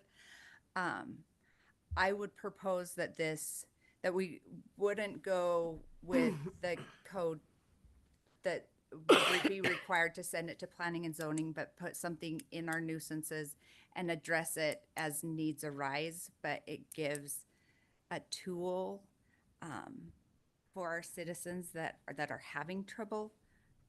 But if no one else is interested, then it's a moot point. Do you want my thoughts? Sure. I have a lot of thoughts about Christmas lights. And I don't think this is about Christmas lights. I know. I like Christmas lights. You can ask my husband. It's probably the only thing that I get a blank check for. So I'm probably with Mr. Mason. So, but when I think about creating code for Christmas lights or decorative lights, we'll give them some sort of general name. A few things that I have questions about regarding lights that we would have to be specific about is if you want permanent lighting to be synonymous with signage, is that something that we'd have to look and see if we consider them to be similar or like type of things. I love permanent lighting. I think it saves lives. You don't get up on your roof all the time. It saves lots of time and energy. In fact, that's the only place that my husband and I have decided is off limits for me, because the roof, because I have no fear and he does. So that's beside the point. So that's one of my questions, is if we're going to categorize permanent lighting with our signage, I think that's something that has to be done in the use chart, I think, which would involve planning commission. But that's if we're going to group those together. I do think that this, if we're going to develop something about this in our nuisance ordinance. I have concerns about spelling out what days specifically. I think it's a lot easier to enforce times or intensity, but even intensity can be pretty technical, because LEDs by nature are pulse width modulated. So they already blink even when they look solid. They're already blinking. So because that's just the design of the electronics. So I think LED lights are probably what most people are like leaning towards, besides fluorescent and incandescent, right? Just the energy drawn is a lot lower. So there's some technical things that we'd have to look at there. If they want to be specific about bulb size or something like that, that would be another technical consideration. And then just enforcement. You know, we can create regulations and rules and laws, but we have to ask ourselves, is it enforceable? Because when lights become a problem, as several of the residents highlighted the times of day when it bothers them, our enforcement mechanism at that time of day is a sheriff. It's like if you had a wild party next to you and they just weren't quieting down and they wouldn't go to bed, that's who you would call, the sheriff, to come and enforce the noise ordinance. So that's who would come and enforce a light ordinance as well. So if that's something that we feel like is synonymous, are we willing to call the sheriff on our neighbor's lights? So if that's true, then that's just something to consider. Maybe we'd have to see if they'd be willing to enforce it. That's maybe another issue. Do they have the means, the ability to enforce it? How do they know? I mean, we'd have to have specific guidelines they'd have to refer to. Or in order to have our, I'm sorry, I totally interrupted you. Go ahead. Our ordinance officer talk to people about it during the day. You know, like it's reported, this is a problem, and then it's followed up upon. Yeah, it'd be during pretty daytime complaint hours. driven. Yeah, I think so. And I think Midway said that they were doing theirs more complaint driven, but have the proactive law. Yeah, I mean, it would obviously be harder to enforce with a code enforcement. It would. I mean, in all honesty, it's going to be enforced by the sheriff's department if enforced, because they're going to be the ones that respond at that time of day, and so our code enforcement isn't really going to be out and about. They would have scheduled times, so they're not going to respond to an emergency like that. And when they did respond, it probably wouldn't be when the lights are on. So you'd have to. I mean, that it would realistically be the code enforcement would be done by the sheriff. I would make this comment to the lady who talked about the problem that affects some of the people who have special needs. Having driven school bus for the last 4 years, when we come into River Heights to load in the afternoon, we are not allowed to have the strobes on top of the bus because it causes a young man to have seizures. And so it's if even in the wintertime when we use the lights, because we're out in Nibley and on the highway, when we come into River Heights, we have to make sure those strobe lights, and we remind each other as bus drivers to make sure those lights out, because we don't want to be the cause of somebody having a problem. And you know, I would think that you can't do away with all strobe lights in everywhere, but if there's an area where a child with special needs is living, that should be enough for a neighbor to offer consideration to be able to take care of that and not do that for the health reasons. I think that would be very important. Again, if it was on and it was strobing, and then we got an enforcement officer that we have to send out, is that what we want to do with our budget for police patrol, our sheriff's patrol? That has to become a consideration, because enforcement is got to be a part of it. It's going to happen. Enforcement is going to happen. And do we want part of our police coming into town to take care of enforcement of lighting issues? That has to be a strong consideration, in my opinion. I don't know. It's a Yeah, and I don't feel like the problem is excessive right now, but I do feel like it might be wise to be proactive and to get something in place. But I respect what the other council members say, and if you know if I'm the only one that's interested in considering an ordinance, then we should let it go. Yeah. What about the possibility of an education program? No one listens to the education What's that? No. Like how? Well, we do an education through our newsletter, putting it and stuff like that. What about if we tell people that there are people who enjoy, that strobe flashing, chasing lights during summertime of the year when people are out walking? We're asking people to be considerate of other people being out there, and this being annoying to people. We don't have to address it as Christmas lights. It seems like it's more during the summer. Yeah. What if we try a newsletter education program to people to start with before we start going down the road of writing code to have to deal with enforcement?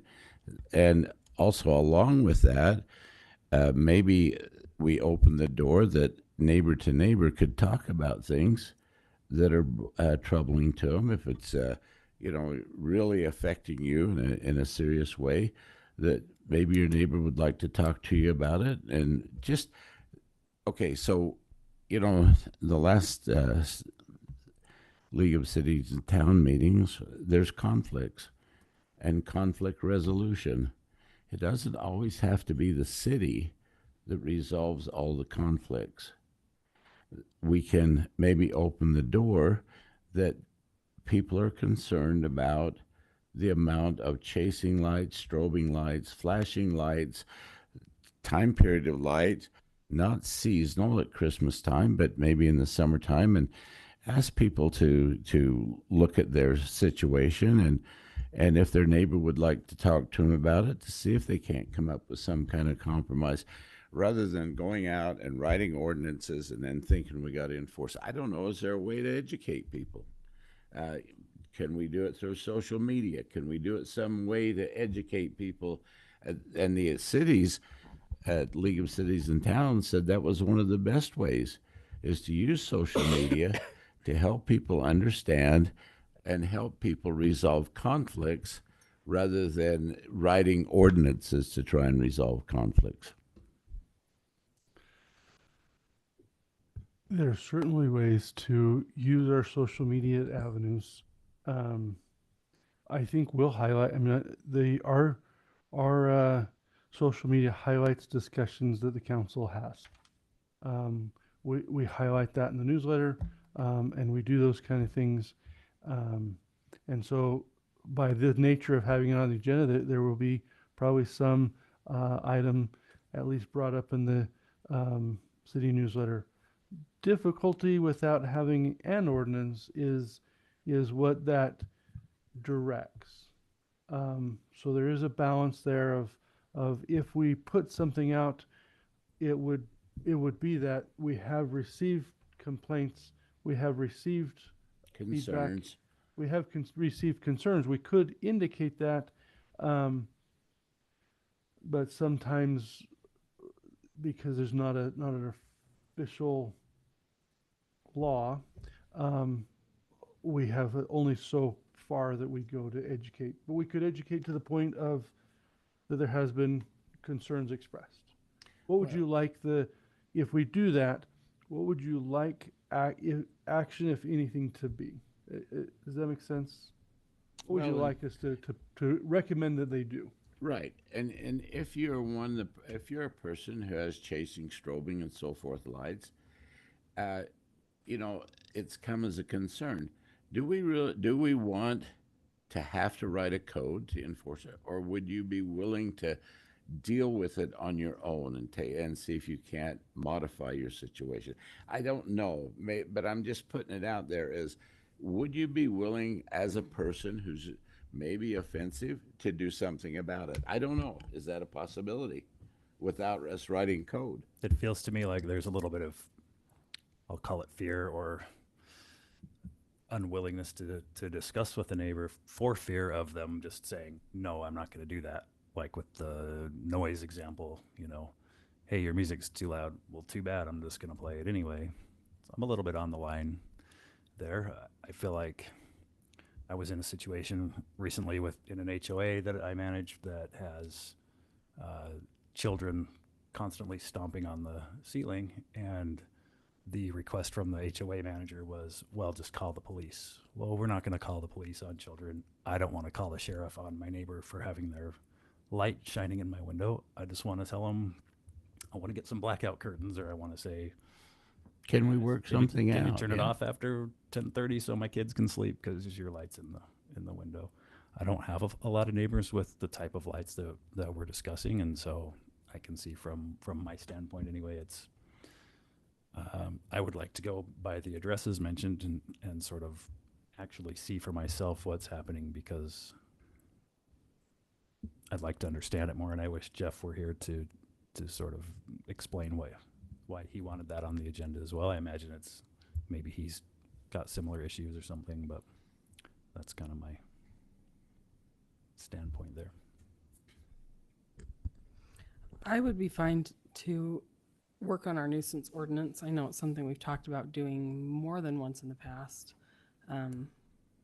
We can drive by these addresses. We can decide what we deem to be a nuisance and try to quantify that. I think that's something in a code. It can't be objective. It has to be something that's actually quantifiable, such as the noise ordinance from, a certain block of time, or a certain luminescence. It has to be something that's actually measurable. Otherwise, it just turns into a difference of opinion that people want enforced. So, but I know there's other nuisances that probably could be clarified. I know We have talked about going through the nuisance ordinance. we have more than once, probably, I don't even know how many times in the last 6 years I've been on council. And it's difficult because some things are objective, like odors, and, how do you measure that? And you can write that It's a 10 out of 10 smelly. it's a 10 out of 10 smelly. I don't know. But anyway, I think that's why we have not spent a lot of time on the nuisance ordinance, is because whatever is written in there has to be enforceable. And a lot of the things that are in the nuisance ordinance are very objective. And so I think it's worth cleaning up and looking. And if we want to consider adding lighting to the nuisance ordinance, we certainly can. But my point is that it has to be quantifiable. It has to be measurable, whatever it is. Well, and my thought is to make it really simple. But you bring up things that aren't simple at all, like the fact that That's my favorite LED thing to do, lights Carrie. are technically flashing even when they're solid That's to true. the human eye. That's true. But to the human eye, solid lights from March through September, whatever light shows you want, November through January, February. That kind of like simplicity would, But I think, not for like Ridgeline Homecoming and not for graduation. And you can still have, want to make you those can things still in the have list? green and blue lights, just not flashing or running. Solid lights. Just not orange and Orange blue. and blue if you want. Blue and white. Birthdays, But special family but occasions. solid, just solid. All the things. Anyway, I would love to look at the nuisance ordinance. We've talked about it for 6 years. but it's like a big beast to slay. It feels really daunting. But I think we should consider having something simple. Ryan? I was just gonna say on the nuisance, I think some of that same impact is from the sheriff's department, that they would like to have a lot of them be standardized throughout the county, so that as they enforce, they're enforcing standardized, so that when you start to open that, understand that their opinion would be to try to have it standardized so that they're a standard enforcement. So anyway, just keep that in mind, that that's their approach too. Well, and if lights aren't enforceable because the sheriff's office refuses, then we have our answer. I haven't asked them that question. I just know that when we've brought up nuisance and some other things and animal control. So would and you some of those- recommend not opening it because they'll shut it all down? Like they're getting black market all?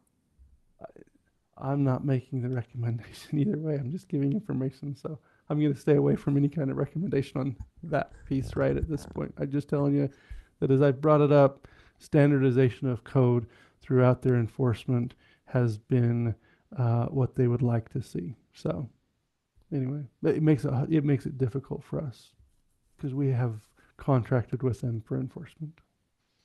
So I think it would be interesting to at least in a nuisance ordinance see what the general application would be. Clearly, we didn't get any feedback on lighting specifically from anyone in the valley, but I know in other things that maybe it will help us to resolve some of the muddiness in the nuisance ordinance, maybe with weeds or with I had someone suggest that we odors don't or- have dogs on sidewalks, period, in Providence because of dog poop. Well, that's at our discretion to decide, right? Like, Yeah. but So it is a really big beast to slay. so I don't, it might do more harm than good. well, maybe, and remind me where in the code the nuisance ordinance is. Of course. Thank you, Scarlett.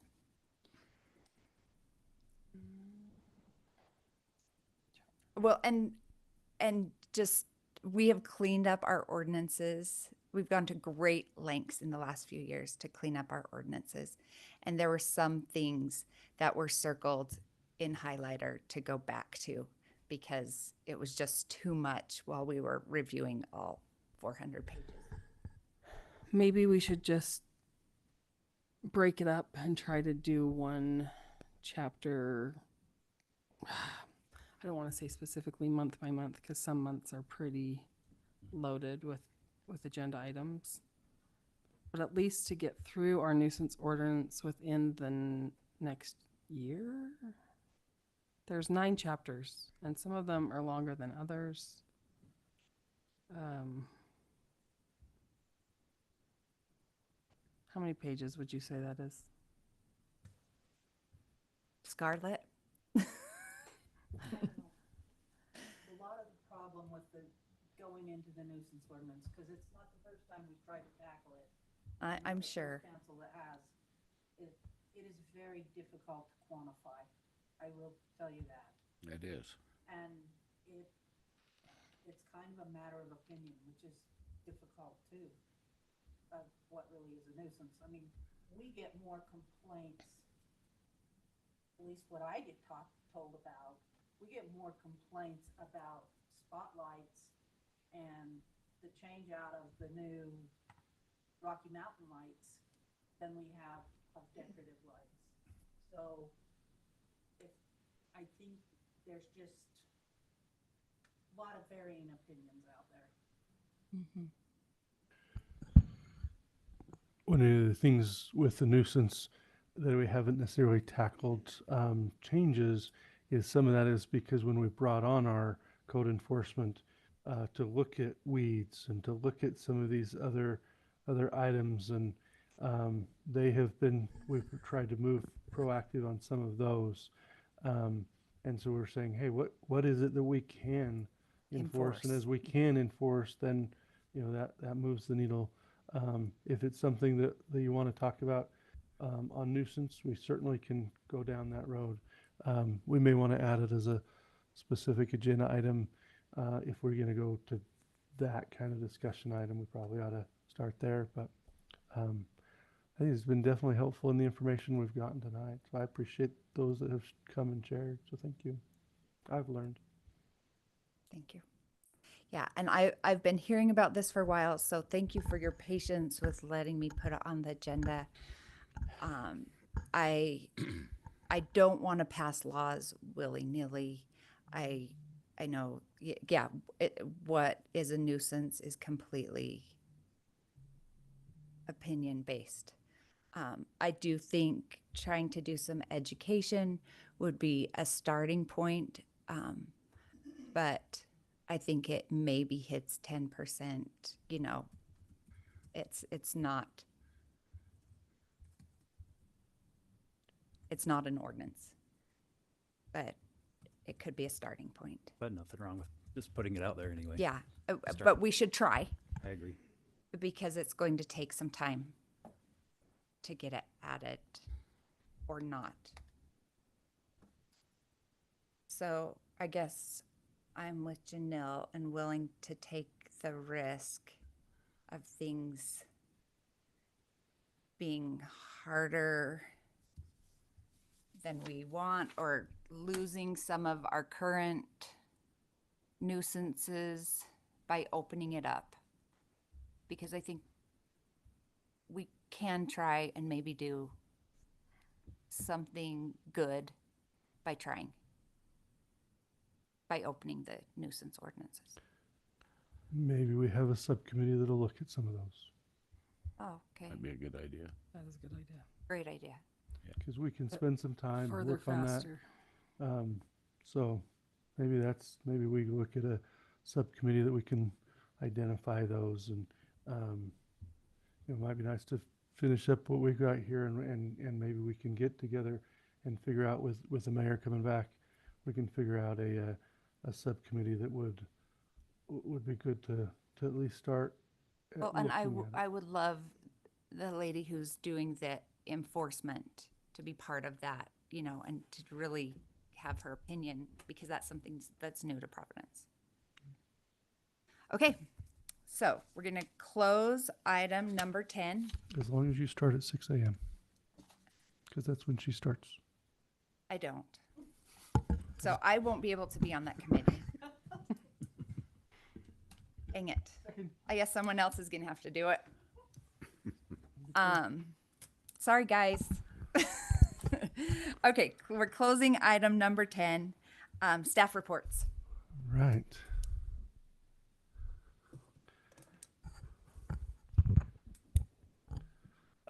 Well, I will cover that. I've covered a lot tonight, and I appreciate that.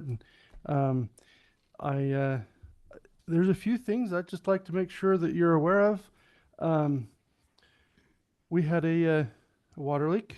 We Sunday morning, and we have an amazing and excellent crew, and especially our public works director is amazing at what he does. And I was happy to be able to come and support him Sunday night and his staff, and had a great education in that 10 to 2 hour. So anyway, if you ever decide you want to come in at 10 p.m. and to 2 a.m. Do that better than 6. All right. Well, I'll keep that in mind. So where was the water leak? Like, So if you know where 2nd South, 3rd East, know the intersection? And going to the west, there it goes down off the hill, right before it goes down off the hill. So the very end of that asphalt, that's where it was at. Behind Kathleen's house. We didn't publish addresses and that because during the time we didn't want people Well, going and looky-loos. looking. Yeah, so we could work and focus on the. So when we don't give address, we're more than willing to be transparent. But at that point, Why would you? Yeah, we just don't want people to come from all over to try to see in the hole. We'll send you pictures. We'll so take pictures. was it? So, It was underground. yeah. But the water, was it rising and flooding Yes. things? Yeah, rising and seeping out of the ground. Yes. that geyser, when they got it opened, is a 2-inch line that was a geyser, and the geyser had to be 6 to 8 feet tall. So it's just a 2-inch? It was 2-inch that came off the main, so it wasn't on the main. It just I was came gonna off say, the main. oh, I'm glad it wasn't the 10 or 12. Yeah. Or 8 or 10. I don't remember what It was goes what down. fed the air vac. Yeah. So, but the crew did an amazing job. We had the help from Blacksmith Fork. They brought some of their pumps and just a real help. And I appreciate the staff and the public that was able to help. And so anyway, in patience, it did affect a fair number of people. But we were able to get that back on and up and going. And I tell people it is a miracle that we take for granted that water comes to our faucet every time we turn it on. That truly is a miracle. And if you look at it, it is a true miracle.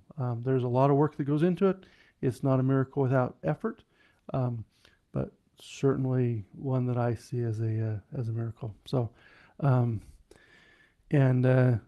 we followed that with a good experience on a fiber outage the following day. Good, bad experience. Was a learning experience. At that point, somebody had been installing another provider was installing and cut the line. They hadn't called Blue Stakes, and it's a good reminder, that educational piece. It's a good reminder that you should always call Blue Stakes before you dig. Oh, they had not called Blue Stakes? No. And it was a professional, it was a company that cut it? Yes. Contractor? A contractor for one of the other communication companies. Are they in trouble for that? Certainly will send them the bill. Yes, Good. we will. So it wasn't anything we could have done or that. We have conduit. They cut through 4 conduit and took a whole cabinet out.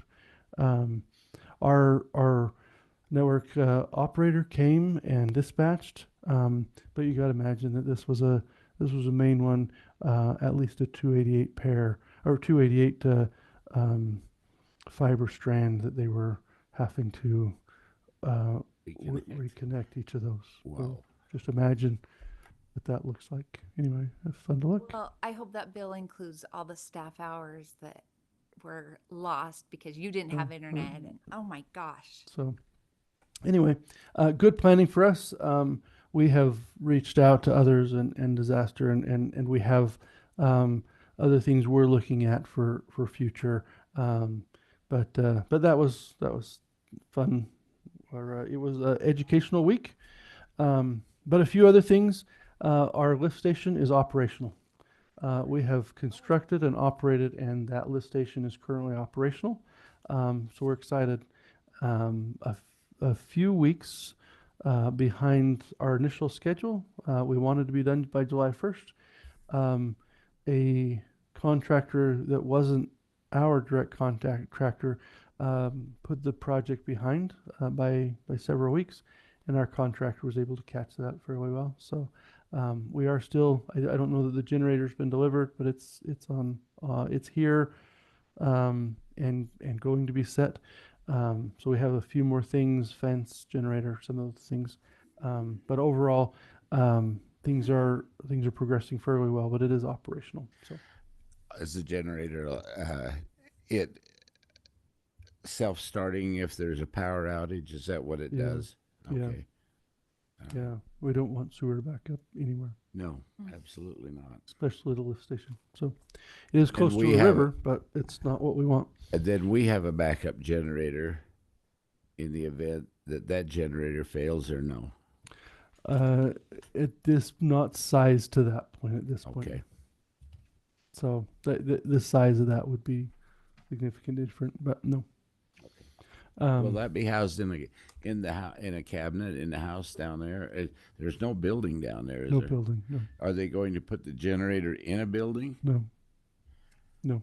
Hmm. It has its own housing. I mean, it's. And it'll 10 be feet fenced tall. though, won't it? Yes, it'll be fenced. Okay. Yep. So, the park, I was working with an engineer even today to see if we can't get a design, a concept design built for our Grandview Park. And so I'm working on that, and that's coming along. We'll see how that'll take a couple of months to do. I have submitted the first application, so a letter of interest for a grant to pay for part of the land purchase. So I have already done one of those, and working to find others. So Thank you. Awesome. So Awesome. Thank we're working on that. One question is, has Rocky Mountain Power agreed to move the power poles?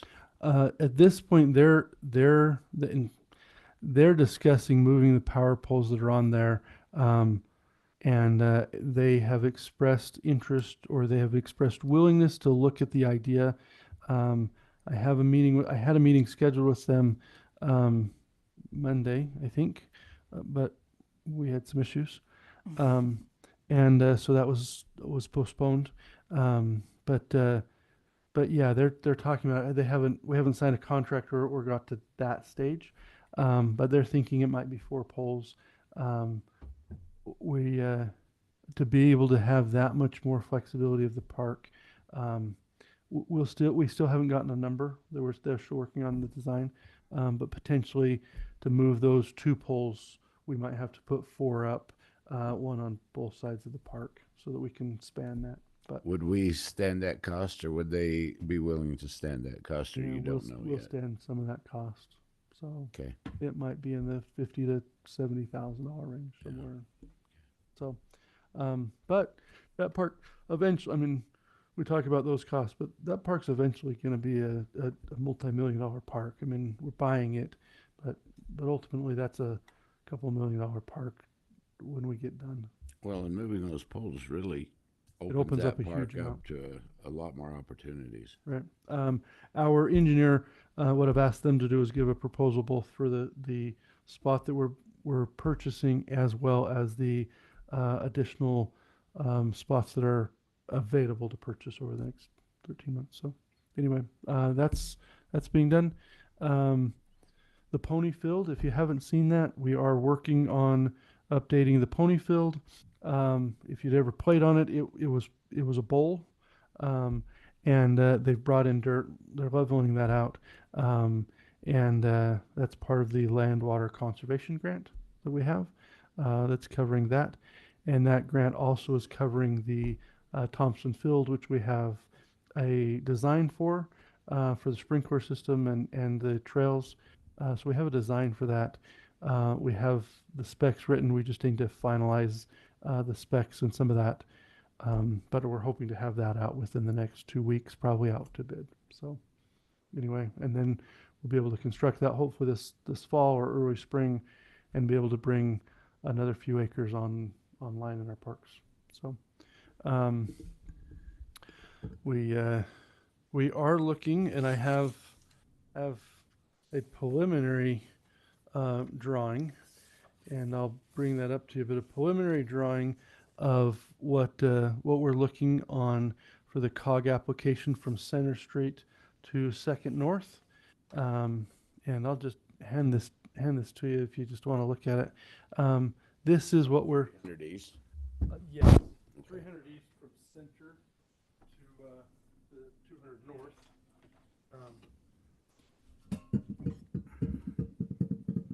I've wondered. So at that point, we're looking at a roundabout at 200 North. We won't need to acquire any of the property at Second North.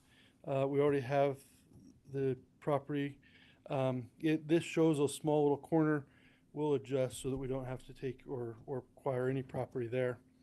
And then it'll come down, creating a bike lane on both sides, and the center line will remain the parking that's currently on the south side. This would put in a pipe or a box culvert to extend out. Currently, we have it underneath the road. It's open, and then underneath the road, we'd take one monolithic. Take it all the way down to Marlon Haas Place. That's then. correct. Yep. And then, in order to address the intersection, there is the potential of either ending at Center Street or potentially, and we haven't talked to any of the property owners, but potentially acquiring maybe a corner in order to fix some of the turn radius that's on that corner. Don't have to. We could end and just kind of fix here, but if it was potentially possible to kind of fix that corner, it would be nice. You know what the nice thing about the corner the way it is? People stop before they make the turn. It's true. It's Because true.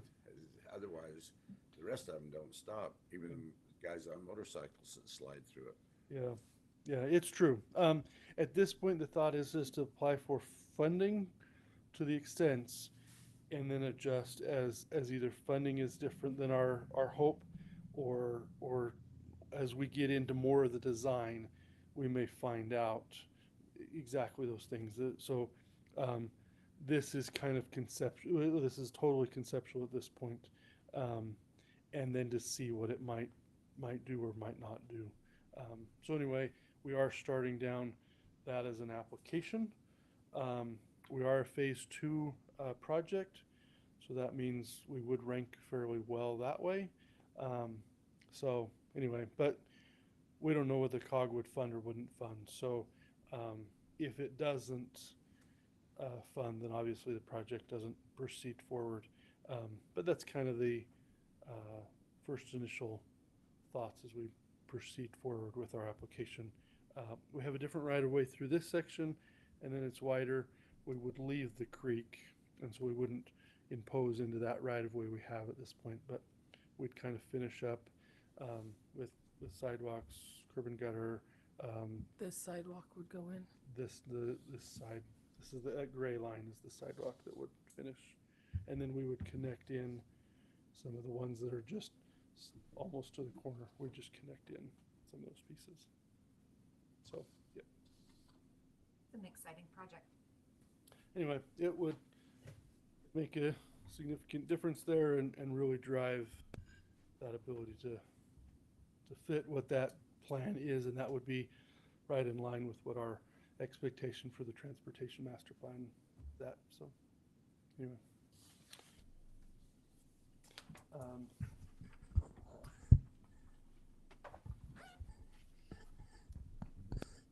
Other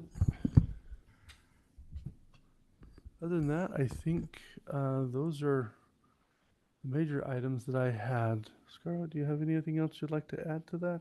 Yeah. And Ty, did you have anything you? Okay. Didn't, I believe Nicole, I think maybe she wanted to comment, but Perfect. So Nicole left the calendar for the Sauerkraut Days, and it's published, and she's excited to have everyone's help, and it's coming right up. It's like right around the corner. And we hope that everybody is excited about it. I have a daughter and her boyfriend that I think have both signed up for the 5K. So if nobody else signs up, they might place. If everybody signs up, then it'll be a nice competition. I'm not going to sign up, so if anybody was curious.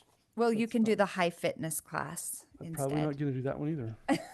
But I might watch and throw candy at the runners.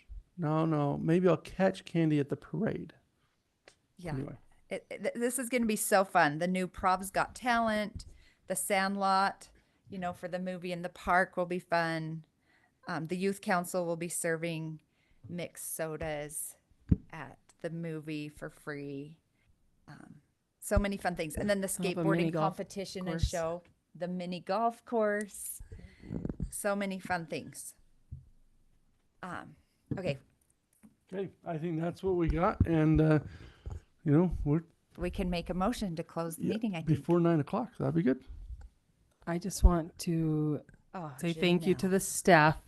They've had Yes. quite the week. Thank and the you. late hours, and we just appreciate all of the major and minor problems they continue to solve for us all the time.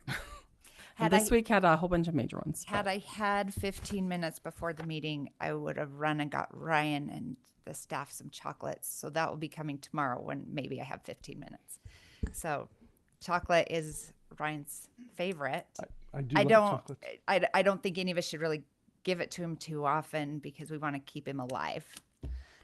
But I thank do you. have my master's degree in chocolate taste testing from Hershey University in my office. So just so that you're aware. So I- he's I- I a am- professional and I- he can hold his chocolate. I'll make a motion to adjourn. I will second. Okay, meeting adjourned.